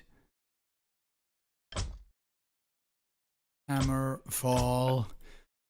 I'm surprised that they both vetoed out the big maps. I thought big maps might be good for Sheik, actually. Yeah, he's good on the big maps, man. In the Warcraft Champions finals, you know, like in multiple seasons, like in 22, 21, like all of those big maps, like Jens versus Sheik, give them like, you know, scrimmage or like Warhail, and they will take it. They will take it to the limit, man. That was very, very entertaining, that's for sure. What is also funny about Sheik, you know, some people tell me that the reason why Happy plays on Bnet, because for the viewers, they don't know, the winner of the Dolphin Super League is spending, I don't know, 2-3 hours per day playing on Bnet. So currently you have 3 nice targets where you can play. It's Warcraft Champions, it's a Chinese Warcraft Champions equivalent called KK, and there is, of course, Blizzard-designed ladder that we call Bnet, Battle.net, right? And some people told me that Happy plays on Bnet to not give practice to his opponents, right? And it's similar with Sheik. Maybe he doesn't play on Bnet, but when was the last time Sheik played Undead on Ladder? Quite a long time ago, maybe when I, you know, convinced him to play some Dark Ranger, but he's usually queuing as Orc, which is surprising to me. And yes, it's going to be Tetfins, Mr. Rimodimo. Look at the bottom right. Yeah. Tetfins. That seems so antithetical to Sheik's gameplay, his playstyle. Tetfins is constant pressure, all in, trying to break the human expansion. It can be quite strong. It's very micro-reliant. And it is the strategy in the game that takes the least macro. It is so easy. You just tech fast and then fiend statues, fiend statues, fiend statues. You just micro. You basically never have to look at your base.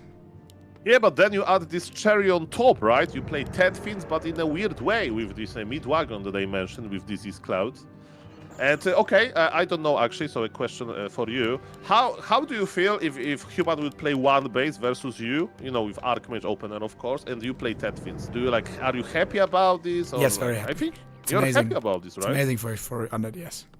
Yeah, so it also disables this one base style of HawK that he proved in the previous map that he's pretty good with. And yeah, human will probably expand, human will probably make a lot of towers, and the question is how Sheik is going to deal with them.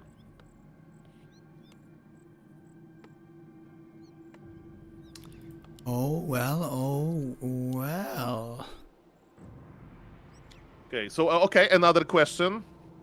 Do you like backpack for a Road of Necromancy delivery? What do you think about this? It slows down your tag a little bit, but some undeads, Happy used to play like that, right? They research backpack, and the idea is that the first fiend will provide another, you know, a charge of Road of Necromancy. And it's pretty cool, right? Backpack is so hard to use, it requires a lot of micro, you know, to use it well.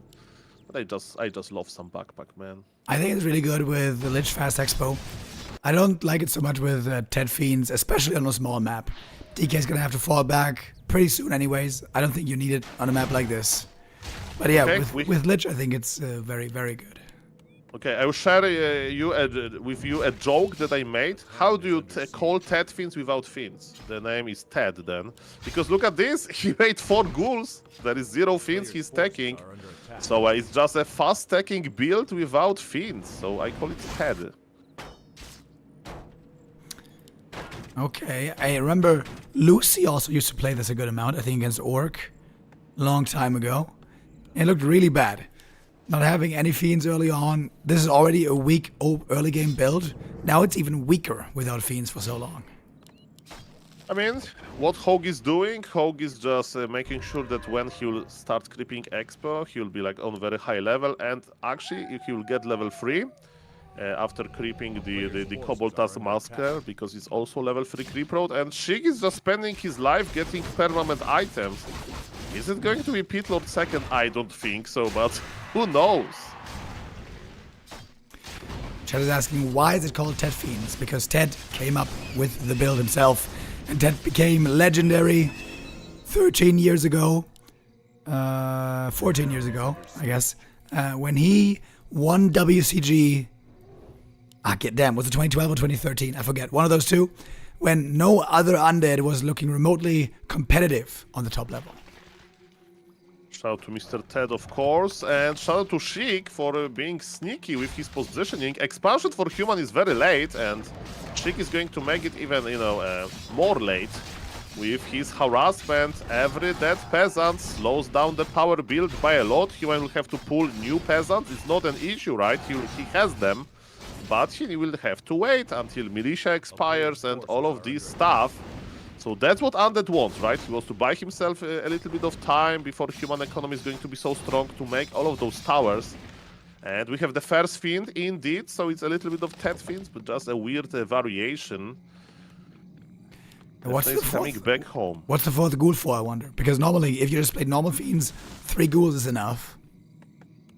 Okay, so let me tell you. When I play this type of build, right, you need 4 ghoul is enabler for like heavy lumber tech switches, right? So if you want to make Ted Fiends with 1 Frostworm, you need for ghoul number 4, right?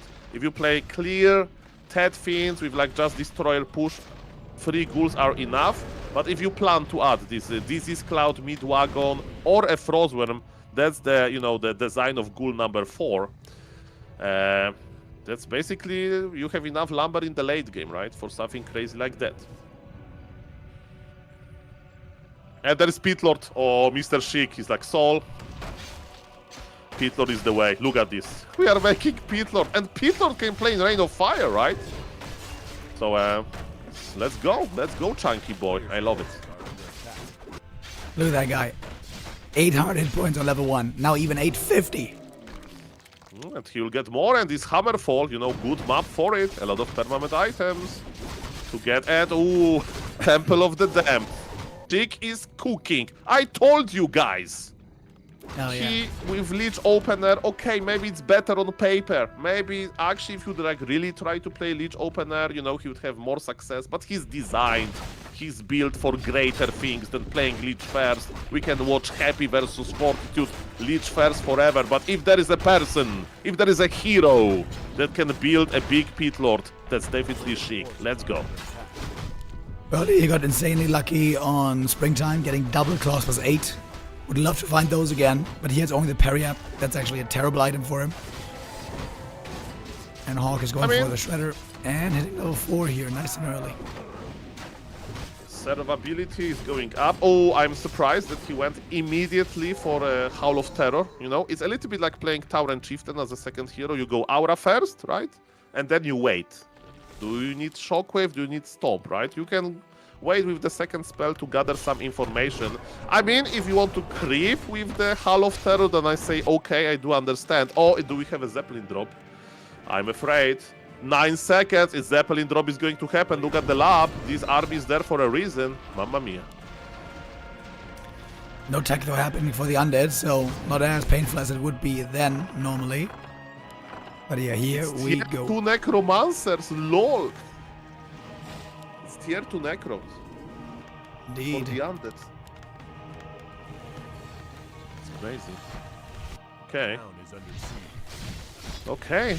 The human is going to drop. It means undead will come back immediately. Even though the tag is not ongoing, you don't want to lose all of your acolytes.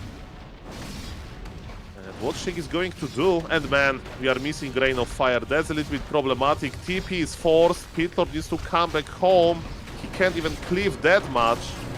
And are we stuck here? We'll see about that. I love the gargoyle, right? This one gargoyle makes, you know, human, it's forcing human to TP back. What about the Death Knight? Oh, Death Knight! Oh no, Death Knight! Oh. That is terrible. 8-minute 20 GG. HawK absolutely destroying Sheik here. No chance given. Everything taken away. HawK, our first semi-finalist of the day. Dispatching of 2 humans here. Doing this really well. Sheik looking a bit deflated right there. I mean, I'm sad that Sheik lost, but I'm devastated that we couldn't see his, like, you know, the push, right? This drop was so deadly that basically the push didn't happen, and we didn't see the Necromancers pushing into this towered up base. That was pretty sad. Of course, GG to both players. HawK with the standard play, you know, amazing, of course. And yes, Sheik, keep up the creativity. I love it, of course. What we could do better, maybe this earlier gargoyle, I don't even know. But yes, definitely interesting style, and I'm sad that we couldn't see the push, because that would be very interesting. Alrighty, guys. So now we got 3 games down and 3 more to come that I'm not gonna all be able to cast today. By the way, I'm sorry, guys. I have another appointment today. I'm gonna have to leave later, but then after that, I'm gonna be here following days all the time. Don't worry. But yeah, we are gonna see some more gameplay here. Still, it's gonna be Pink versus Deathnote coming up next, and then HawK versus PCG, and then the winners match, and then we're gonna have our top 4 for this tournament. HawK already locking it in. I guess we're missing only the last top 4 player. I also have to go to the bathroom real quick. I'll be back in just a little bit. Well said, Mr. Remo Demo. Ladies and gentlemen, yes, sometimes, the games, they end quickly. I do remember once HawK cancelled his Archmage on Eco Isles. And he just left the game like 2 minutes later. He just waited to remake this Archmage. It was in minute, these early stages. Mamma mia. And yes, thank you, Mr. Ark, for the sub, of course. Shout out to beloved viewers. Shout out to the Back to Warcraft Twitch chat that I actually don't see now. So I just imagine that you always say, oh my god, this Pit Lord was about to be so thick. But we couldn't see it. Yes, ladies and gentlemen, I really like Dolphin Coccoon into Butterfly Cup because we can learn more about those players that are not in the Super League, right? And eyes on the Ice Orc, pun intended. Eyes on Mr. Dice, on Mr. Starbuck, of course, you know him very, very well. Those are those new upcoming players, and Pink, who is in the lobby as Guhi, he's one of those new upcoming players as well. We need more undead in the Super Leagues, of course, ladies and gentlemen. But, so far from all of those upcoming players, Orc is very strong because Ice Orc is representing, the Orcs there. There is always some good Night Elf somewhere, right? So Dice or Mr. Jens. But yes, it's beautiful that there is such a big competition, and let's go. My name is Soleiben, I'm an ape. I like to cast Warcraft 3. And man, remember that this is a 3-day event. We are in day number 2, right? And tomorrow, man, Starbuck is going to play versus Dice. That's going to be so good in the first semi-final. Then it's going to be HawK versus somebody from those 4 players that we are going to see now. And it's going to be, of course, grand final and a 3rd place finisher as well.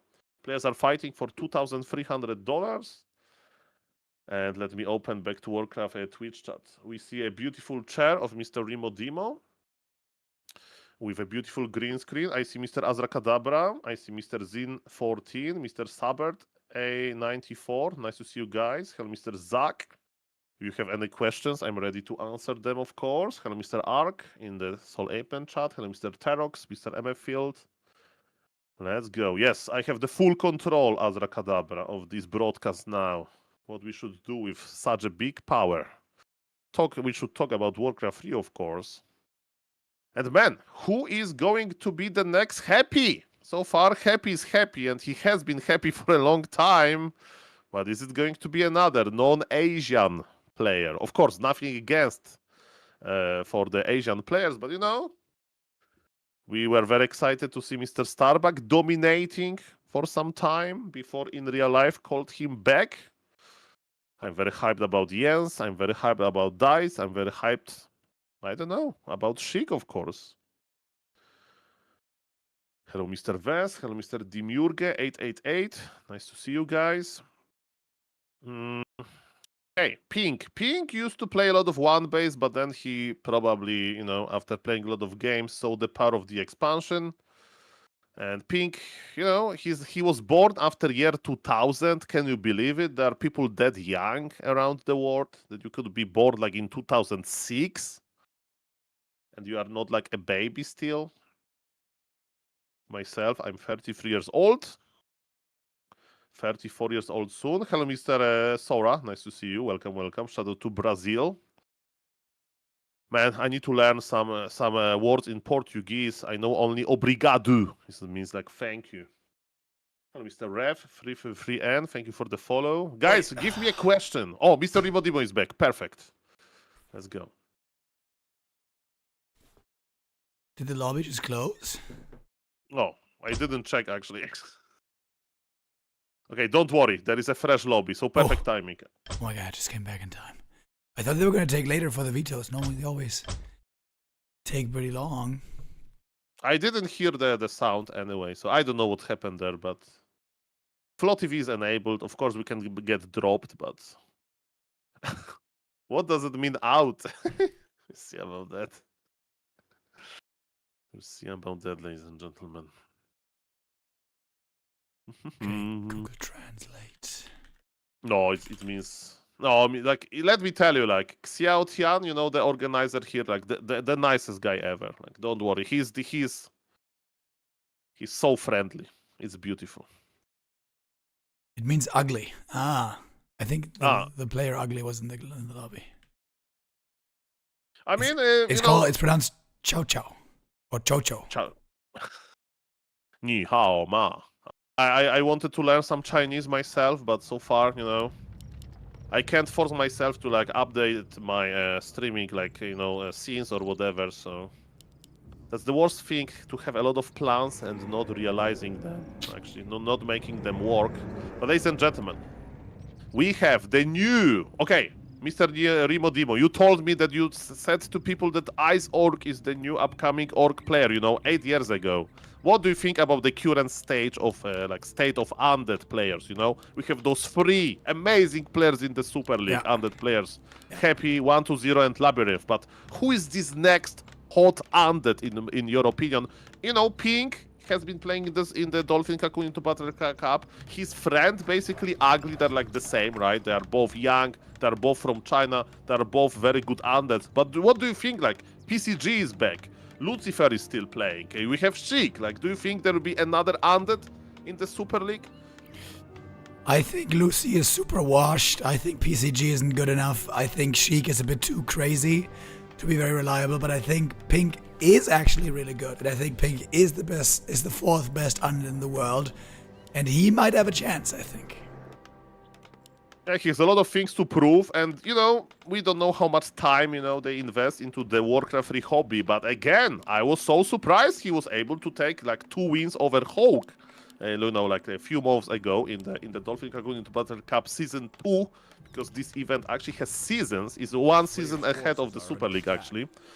But yes, let me tell you, I think that Pink is, if you like practice a lot, he could be this, like, you know, the Ice Orc equivalent, so this hot undead player in your neighborhood. Let's go. Very good. I like that. I like that. Pink is not super new to the scene. He has been playing for many years. Back when he was playing in WGL qualifiers, he was really, really young. He's still very young, with 23 years old. Can you remember so when you were 23, how young and energized and handsome you were? Well, let me tell you, I used to play a lot of Hearthstone back then. But yes, ladies and gentlemen, of course. Tempo 100x. Mamma mia. Okay, so creeping. Creep Lord first. Okay, so Pink still relies on the Creep Lord. So with fast expansion. By the way, on Hammerfall, those expansions are so close to each other, you know. If you expand like that, and Archmage is already crossing the map, while Undead is still creeping. Huge last hit. Oh my god, it's stolen. Oh. Mr. Pink, in order for you to be the next undead, you need to get your last hits. Where is your level 2? Where is your Impale? Where is your Ziggurat? Ziggurat got cancelled. Of course, it's not the end of the world, but it's a big early game advantage for Deathnote, because now he can't be punished by Impale. And let's see what the cancelling mind games are, right? So Undead can now send some forces across the map, you know, to take revenge. And we are still waiting for the level 2, because then Impale's round can happen. Denied by Deathnote. Good shape for the Russian human. Yeah, you said not a disaster or whatever you said. It's not an apocalypse losing the last hit, but it's like a meteor striking in the Atlantic, and 3.5 continents have all life wiped out. This is really bad. This is really bad. you don't have internet, but you at least got notification that internet is coming in 30 minutes, but this ziggurat is going down! Mr. Pink! This ziggurat has fallen, and on the human expansion, Arcane Tower will go up! Okay, now you don't have internet, but the message is it's going to come back tomorrow. This how big it is. You may say, okay, I can live without internet for 1 day, but man, it's going to be a challenge. And it's a challenge for the Undead to come back to this game. Maybe he can do it with nice impulse around. Who knows? Does have a lot of mana on the Crypt Lord, so that's good. Town is under siege. Ideally, you want to go on a little peasant hunt as well with the Ghoul Beetle gang. They're all perfectly lined up for an impale right now. Doesn't dare to go into the Arcane Tower, though. Okay, there is a lot of ghouls, but there is militia as well. Archmage is going to cancel expansion of the Undead, but the plan for the Undead is, as you mentioned, land some nice impales, but there will be no level 3 Clipper for a long time. He's full of mana, and is it going to be impale? Is just going to be the summons? That's the question. Deathnote is playing this really well, by the way. This is a really strong early game so far by him. I mentioned earlier in the stream, I think Deathnote has always been amazing against Undead. Also took some ladder games off of Happy every now and then. I remember still facing him myself, and I always felt like this guy was way ahead of his MMR when it came to Undead. Yeah, I can agree with that. I remember when he had like those very, very close games versus Happy indeed, and getting practice versus Happy was amazing. These days, if you want to get practice from Happy, you need to just queue on BNet and hope for the best. Yes, we have some... Look at this! This expansion is actually haunted! There is not that many workers. Deathnote was doing very well, and now... a lot of workers are dead. Crippler is not on level 3 yet, but he's almost there, and... now the biggest question is, can Undead keep his Expo alive? Because if Undead Expo will finish, I would say, okay, this game is open. We can forget about all of those disasters in the early game. But if Undead Expo goes down again, then the real problem will start. And show me how good you are with building a wall, Mr. Guhi, because you need to stop this Water Elemental. Water Elemental is going to connect, and that's looking like a cancelled expansion, Mr. Ribodibo. Yeah, easy cancel at that. There was a lot of time on this Haunted. Needs to kill these footies right now. Needs to be a level 3 Crypt Lord. And hope for the Beetles to bring him back. Yeah, there are boots of speed on the Crypt Lord. He can go to the human expansion very, very quickly. Deathnote is stacking. This how confident he is. Pink can dream about stacking. He's so behind. And again, only some crazy micro can bring him back. Archmage is with Staff of Teleportation. Archmage is so ready. If he can summon another Water Elemental that can connect, expansion will be cancelled again. This game is looking worse and worse for the Chinese Undead. I thought we'd go to the lab now, creep that, go Shredder, go Zeppelin harass, and keep doing this. Sounds a good winning condition. The only problem is that, you know, if Undead retaliates, I don't know the English word, but yes, he will go back to the human expo, I think, this time. Actually, no, he's creeping the Goblin Merchant, maybe for the heal scroll. See about that. There is Graveyard going up for Pink, like he's doing everything but not attacking, and Deathnote is already attacking, man. What Undead can do, we'll see about that. Pink is not leaving this game for a reason. He has a plan.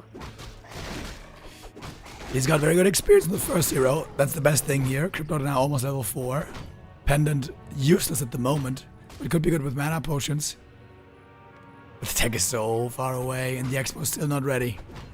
And yes, there is still danger that one Water Elemental will appear. You can actually stuff to the Footman if you want to say, you know, use a TP.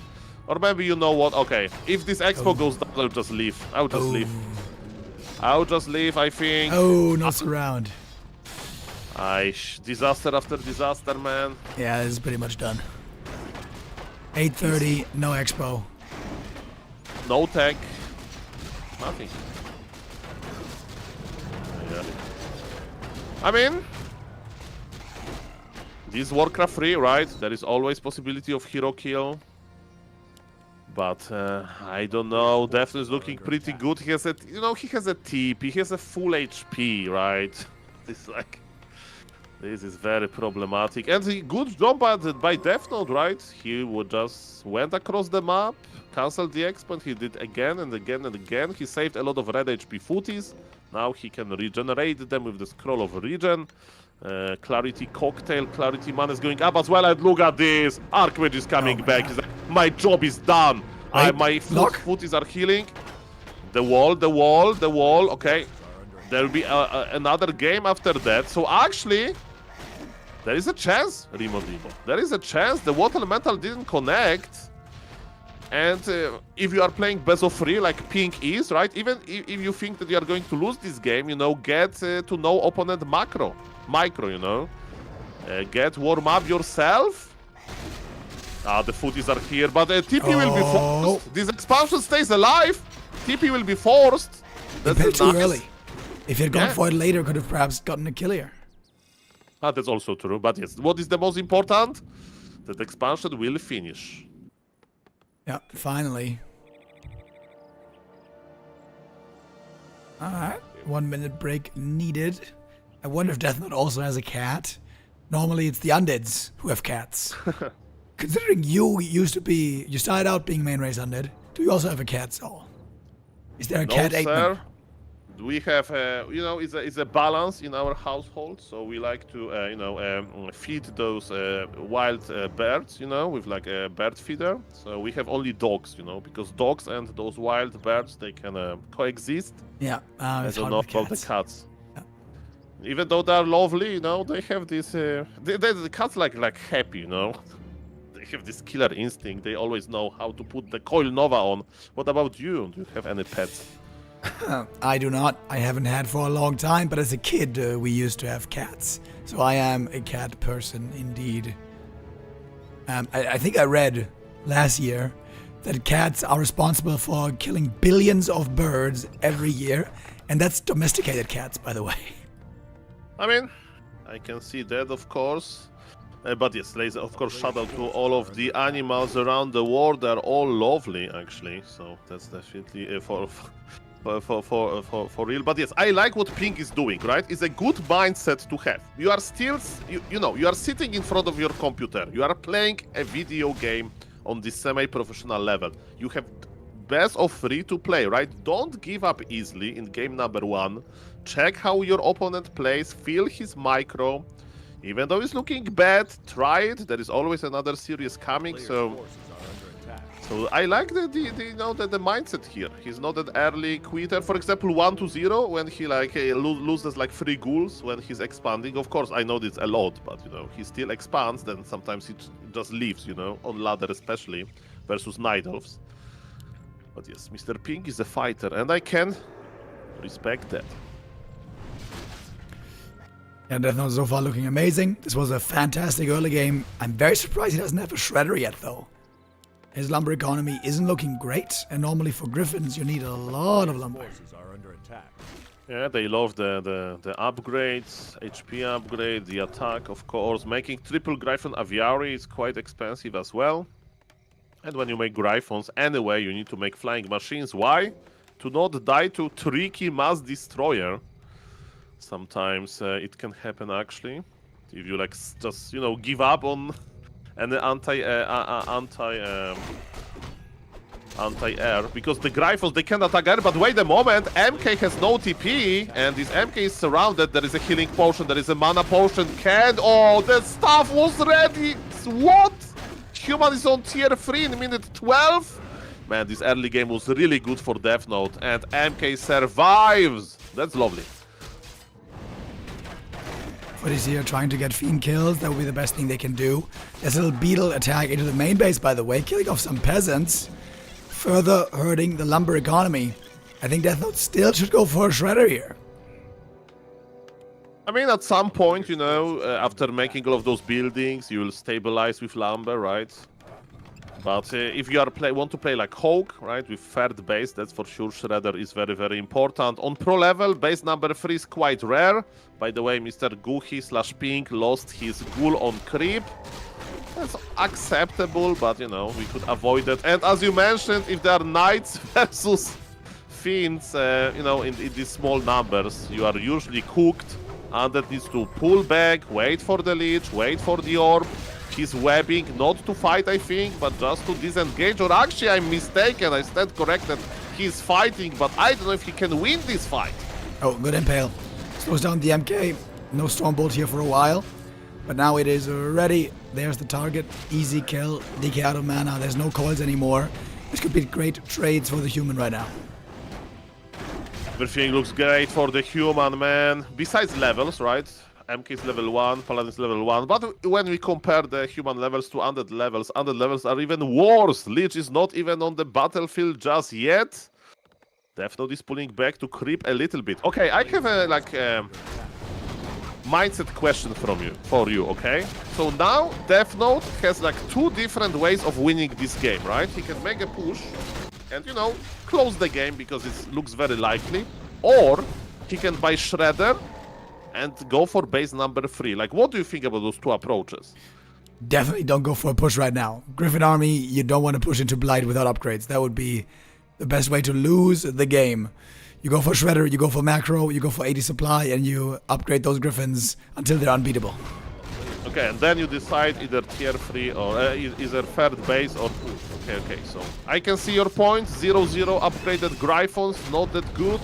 Paladin and MK, they're trying to get level 3. And there is a lot of nice creep comes to do. And yes, creeping with magic damage feels so good. Most of the monsters, right, they have heavy armor. So Gryphons are dealing double damage there. And it feels so good to have MK level 3, Paladin level 3 as well.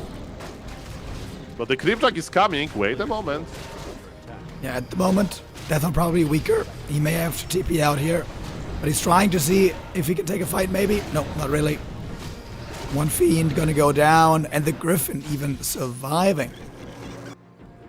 Item is in... Oh, Deathnote teleported to his expansion, which is very good, because this expansion is very close to another red camp. I often use this analogy, right? That in a Heroes of Might and Magic, I really enjoyed to have this town portal spell, right? You could like switch between castles, and it's the same in Warcraft 3. When you have a TP, you can decide to which castle you TP, which main base, and sometimes you can take it into consideration to actually creep better. And man, look at the hero levels on human. That's crazy. With 2 big consumable items, Healthstone and Wand of Wind on top of that, Deathnote is so ready. But the only one thing that is not ready for Deathnote is his supply. Supply is kinda even, but yes, his army is much stronger. And to get stronger with more upgrades as well. TP versus TP trade here, most likely. Deathnote TPing out a little bit late. It's gonna be 1 Griffin down, maybe even 2. Ah, okay, second one gets saved, otherwise it would have been very expensive. Good exchange still for Deathnote. But he's not in that unbeatable territory yet. When you're at 80 supply Griffins with 3-3, then you're unbeatable pretty much, at least by Crypt Lord. Okay, look, for a moment, it's funny, in the human base, Gryphon got webbed, and because of that he was repositioned, but he still has a staff effect, so it's not that often to see this yellow ball, right, of healing around. Small detail. You casted many more games than I did, but it was the first time I actually spotted it, so... It's like, you know, you go outside, it's like during the night, and there is like this shooting star, or whatever it's called in English, a meteorite, you know, see on the sky. Very rare, but beautiful. You know, considering how bad this early game was for Pink, it is kind of playable right now. He is still behind, because especially the longer the game goes, the worse it gets for the Crypt Lord. But I keep coming back to the upgrades. Upgrades on the Griffins are pretty weak. Griffin count is still not that amazing. Griffins, okay, where you going? Where you going, Griffins? The Gyros need to fly in first to bait the webs. That's a very good point, but Club was good. Club was good. All of those fiends, they need to be careful. MK has level 3, and MK is the silent killer. Maybe not that silent, because the slam hammer makes a lot of noise, I guess. But yes, speaking of the micro, the fiends are dying. Mana potion, more clap available. Really good fight over here. Griffin numbers, supply numbers starting to really show. Finally, we got an armor upgrade for the Griffins as well. So many kills for Deathnote. Takes this fight convincingly and is going to lock in more kills. Undead needs to start kiting. The supply gap is not critical yet, but human army has momentum. MK lost a lot of mana, but you don't even need to bolt in order to get into the fiends because there is Wand of Wind. Deathnote has no TP. He's like taking a little bit of risk for being here, but he has the upper hand. So why not? He's close to the store. He'll buy a TP when he needs it. Ping is still fighting. He's still trying to squeeze as much efficiency as he can from this game. But Deathnote is just looking stronger. And he's not going back, he's going in. MK regenerating mana here slowly. Level 4 is going to be really good for him as well. Now we got the level 2 Storm Bolt. 2 Griffins webbed, maybe targets for the undead army. One wears off though. Losing 1 Griffin is fine. And the gyro, nobody cares about. Gyros are pretty expensive. Like, you know, if you, one day I made a table in Excel, right? Gold cost of a unit divided by supply, you know? And the flying machines are very expensive if you look at this category, because for 1 supply, you pay 100 gold. Yep. Very expensive. For example, Footman is like 135, but for 2 supply, right? So if you divide it, it's less. But yeah, well, 1 gyro at this stage of the game, nobody cares about. Nobody cares, bro, one could say. Do you even know that meme? I remember when you mentioned what I did 10 years ago or something. I remember when I was studying algebra, you know, like at the university. Yeah. Somebody sent me a meme that there was like, you know, somebody looking like likes to do a lot of science. Some people would say a nerd, surrounded by ladies in a bikini, and the text was, "The only bra for me is algebra." Nice. So that's what I remember. Math wizard ape man, you never cease to amaze us. Well, I didn't finish this. But that's okay. Okay, there's a big fight, actually. When you have that much supply, right? Every fight is big. And as you mentioned, this time gyros are in front and they are baiting the web. Undead wants to fight, but MK is back on full mana. And MK is going to get close into all of those fiends, and the fiends are dying. And without the fiends, you can't deal with the Gryphons. Undead is kiting back again, but now the supply is critical. Death Knight needs to serve. This Death Knight goes down with GG, 9 HP. That's good, but the army of Human is just overwhelming, and Human is going in. And GG will be called soon. There is no coming back from that. And mamma mia, 1-0 for Deathnote. I wouldn't say this is a big surprise for me, but early game of Ping was so bad, man. That's what surprised me that much, that you can have such a bad early game. Yeah, that was very well done by Deathnote. Some clear mistakes by Pink, but I think mainly it was Deathnote just playing really well, capitalizing really well. I would say that was quite impressive. Going up 1-0. Here we go. Aye. Okay, maybe it's the nerves, you know. But as you mentioned, Pink has been playing since a long time. But, you know, it's a pretty annoying thing about Warcraft 3, right? That your mistakes can, you know, like snowball. So it started all with this like last hit on this big Kobold level 5, right? So it was Archmage with level 2 versus Crippler level 1. And then it snowballed into losing expansion like many times. So yes. I see a number 4 close to Mr. Guhi, and he says 4 minutes. So what are we going to do in those 4 minutes, Mr. Rimodimo? 4 minutes. Oh. That's a good question. What are we gonna do? Okay, we can do some painful things. How good is your attack armor table knowledge? You can test it on macra.com. It's very good. Wait, macra.com. I think I know everything perfectly. Okay, I'll open your stream then. Okay, but we put the hardcore mode on, okay? Okay, wait, where is it? On the bottom left, you have games. Bottom left? Yeah. No, top left. Top left? So I'm opening the stream. 1 second. Okay. No, yeah, this. Oh yeah, you are there. Perfect. So games. And you put hardcore mode on. Okay. Hardcore mode, it means that if you put wrong value, it resets. Ah, shit, wait. What is magic against 45? Okay, that's hard. Okay, 25? you have 4 minutes. No. Nah, you don't need to put hardcore mode, Mr. Nicodemus. Your first run. Ah, no, it's 50 against. Okay, shit.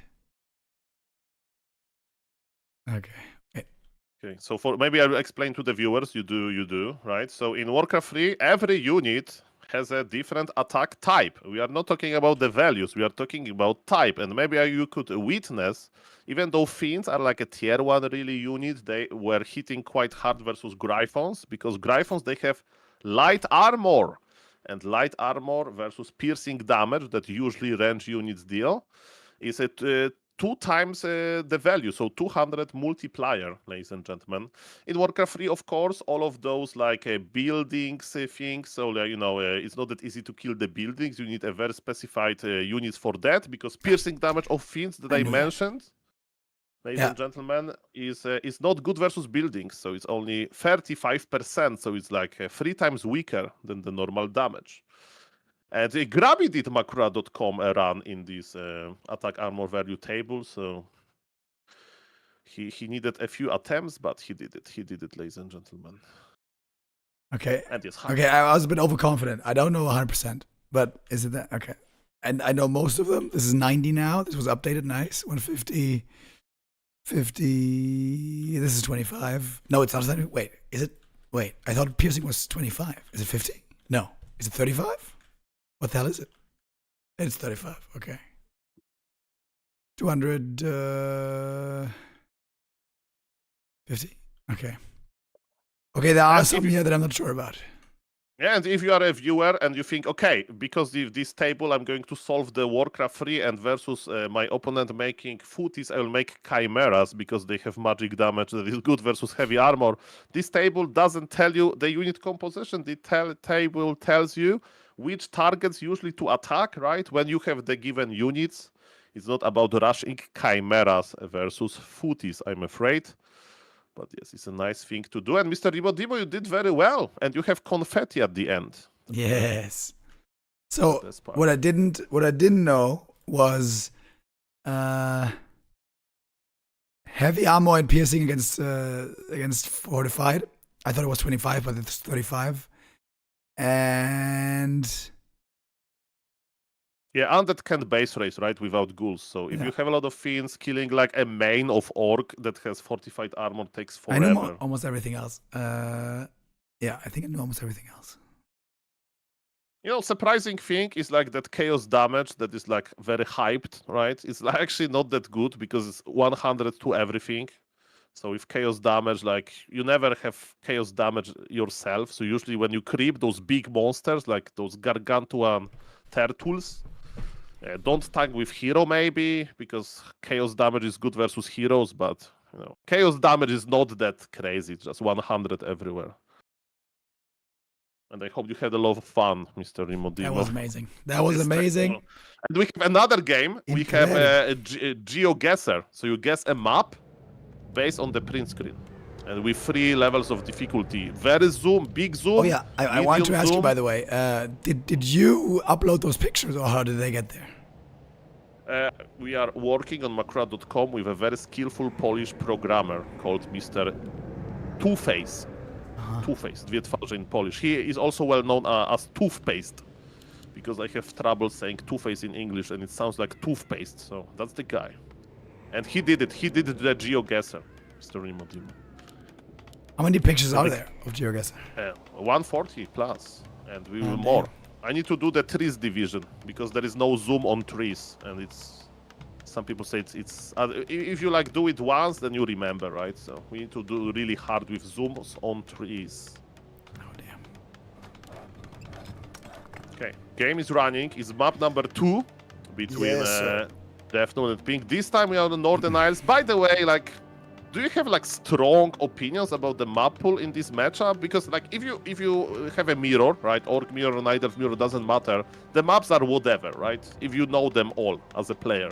What about undead versus human? Do you think that like it's like this map favors undead? Because for me it's like all very close. You know, it's expo anyway, so who cares? What do you think about that? Nah, there's huge differences. Especially for creep routes, depending on how fast you level up, how close you are to the opponent, how well you can do it. This map, for example, is amazing for Crypt Lord because you can go for 2 corpses immediately on the way to the expansion, then instant level 2. The only downside is it's a rather short distance for the human to harass you. But yeah, this is an amazing map for undead. Also because the human level 3 creep route here is very tough if you expand. So I think this is a good point. Yeah, Critter good. RNG can be good, and let's see if it's going to be double Critter, because it's not always guaranteed, right? The Critter can escape. And Acolyte is looking for another one. And yes, those actually is already prepared. I see it's very small Critter. And yes, having both Skeletons and Beetles early on, that's amazing. By the way, do you remember when Happy used to play Impale first? Yep. And it shocked the world. It shocked me, of course. So yes. Then he didn't care about the critters, but it's not Impale first, it's Beetles, and Humanisteki is creeping himself. The same creep road so far, right? Green into expansion. And the big question is, who is going to win the mind games? Who is going to expand quickly, and so on. Let's go. Crypt Lord here, he's very, very strong on level 2. He is, unlike the Lich, bad in the late game, but amazing in the early game. I think Crypt Lord is the best level 2 hero in the game by far, except I guess against Demon Hunter, Mana Burn and stuff like that, but he is extremely good at fighting this early. You need to avoid fights in this early state, which is exactly what Deathnote is doing. I think this is again a good adjustment. He's abandoning his position, and did he have a footy scout, by the way? I'm not sure. I mean, you know, he's definitely going. Look at this, the body block with the ghoul. Archmage is being body blocked because the ghoul is smart. The ghoul knows, oh no, we don't want to take the shower at the expansion. And Impale Surround would be a cherry on top. The Impale Surround, can you do it? Mr. Pink, are you the new deal in the other? That's so big. Expansion may actually finish. That is the most impactful block we've seen in a long time. This block saves the expansion. The movement here by Deathnote was pretty bad, to be honest. AM is faster than Ghoul. He could have outrun him, but he didn't pay close enough attention. Very well done by Pink, but also Deathnote shooting himself in the foot. And it's a very fast expo for the Undead. This is a big lead going to Pink. Yeah, it's a reverse Uno from a previous game. Now Undead is cooking, basically. Undead is scouting, of course. He knows what's up. He knows that Deathnote is in a defensive position. So I think nothing stops Undead from just creeping level 3 and, you know, pushing soon. We'll see about that. Maybe he'll push a little bit earlier. Interesting game, that's for sure. And now what is also important, Deathnote doesn't have I get out of jail card, you know, as this Monopoly game. He doesn't have a TP. One Impale surrounded, he's dead. To avoid it, he can invest into Staff of Teleportation. But it's another 150 gold that he desperately needs for his economy. He also desperately needs level 3. This is such a bad spot for Deathnote. Oh, Lord. Impale Surround is coming. Is it the dead Archmage? Oh, this might just be GG. You go to prison, sir. Not like Very this. good game by Pink. Doing this amazing. Really. Yeah, I mean, he set the trap with like he basically showed us why Criplord can be so good, you know? If your opponent makes a mistake. And this body block was money. This body block should be shown in the art gallery of all of the body blocks. Shout out to Mr. Insap, who is like the body block guy, and Mr. Hitman as well, that I know of. Man, that was so good, that was so smart, and small details in Warcraft 3, man, they matter a lot. You know, there is a little bit of like, okay, but maybe a second. The Archmage is back via Tavern. Archmage is clearing some ghouls, but man, the big undead army is here, and workers are dying left and right, and one Arcane Tower can't overwhelm this undead army. Of course, Criplord doesn't have a TP as well. Criplord could be surrounded, but there is no enough human units to do so, and I think that Ping is just clearing the house. Yeah, it definitely is. Oh my god, there's so many kills. This is a dream for an undead. Might even be able to take out the Arcane Tower. Deathnote is reeling, struggling to stabilize here. But this is the worst scenario. When you fall behind against Cryptlord and there's more ghouls and more skellies and more beetles and more and more and more. It is so hard to withstand when you've fallen behind. Which of course here he has. Cryptlord gonna get level 4 here in a moment.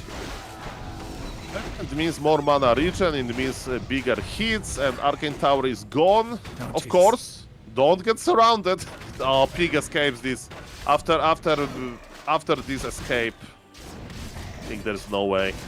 Of course, he needs to play it like slow, you know. There's only Cryptlord here, so if he gets surrounded, he will die. But we can compare the tech timing, like, under this tier 2, Mr. Remo Demo. Aish. He's not done just yet. The replenish potion was actually amazing. He's getting back up to 100, minus the beetles he just summoned. More concern, more pressure. And tier 3 is already begun before human tier 2. That is insane. Yeah, Undead is not bringing more ghouls, right? Because he needs this lumber for double slaughterhouse on top of that. And Undead can be... Oh, he got surrounded! 1 second. He got surrounded! Can you body block him? He was at the shop. He bought boots instead of staff of teleportation. Mr. P. Wait. Okay, Wait. will win this. Wait. Oh. Level 4. Okay. Okay, the fiend. He can range damage. Wait. Piercing. No. Bare Another knuckle round. fight in one. The fiend is dying. Everybody's dying. LOL. And you know what? Undead can afford Tavern Revive. What about the human? That's my question. Aye. Okay, that was the mistake I was worried about, but after getting the Archmage, I think it's fine. Undead is still light years ahead, especially because of his grand economy, but yes, Tavern Revives are very lumber expensive, right? Deathnote is here in the middle. Deathnote is bringing some good items. Deathnote sees that the timing of the second hero is like, okay, I'm still tier 1 and this guy has a second hero out. Let's go to game number 3. Yeah, cool game. Great back and forth. Both maps, to be honest, pretty one-sided. We saw clear mistakes in the early game. Map 3 is going to be the decider. Guys, I'm afraid I can't stick around for map 3. I have another appointment. I'm sorry, this is the last time I'm going to have to leave you. Tomorrow and the following days, we're going to be here all the way through, whether my voice is here or not. I'm going to send you guys over to the wonderful Mr. Apeman, who is an ape, who... is gonna have you covered. Yeah, I'm sorry guys, I have to go for this one, but I will be back tomorrow, same time once again. Take care, everybody. I'll see you back here tomorrow. And go on over to Mr. Apeman. I'm rating it in a second for the rest of the Butterfly Cup. I gotta go. Bye-bye. Thank you very much, and thank you for the nice words, and join real life, and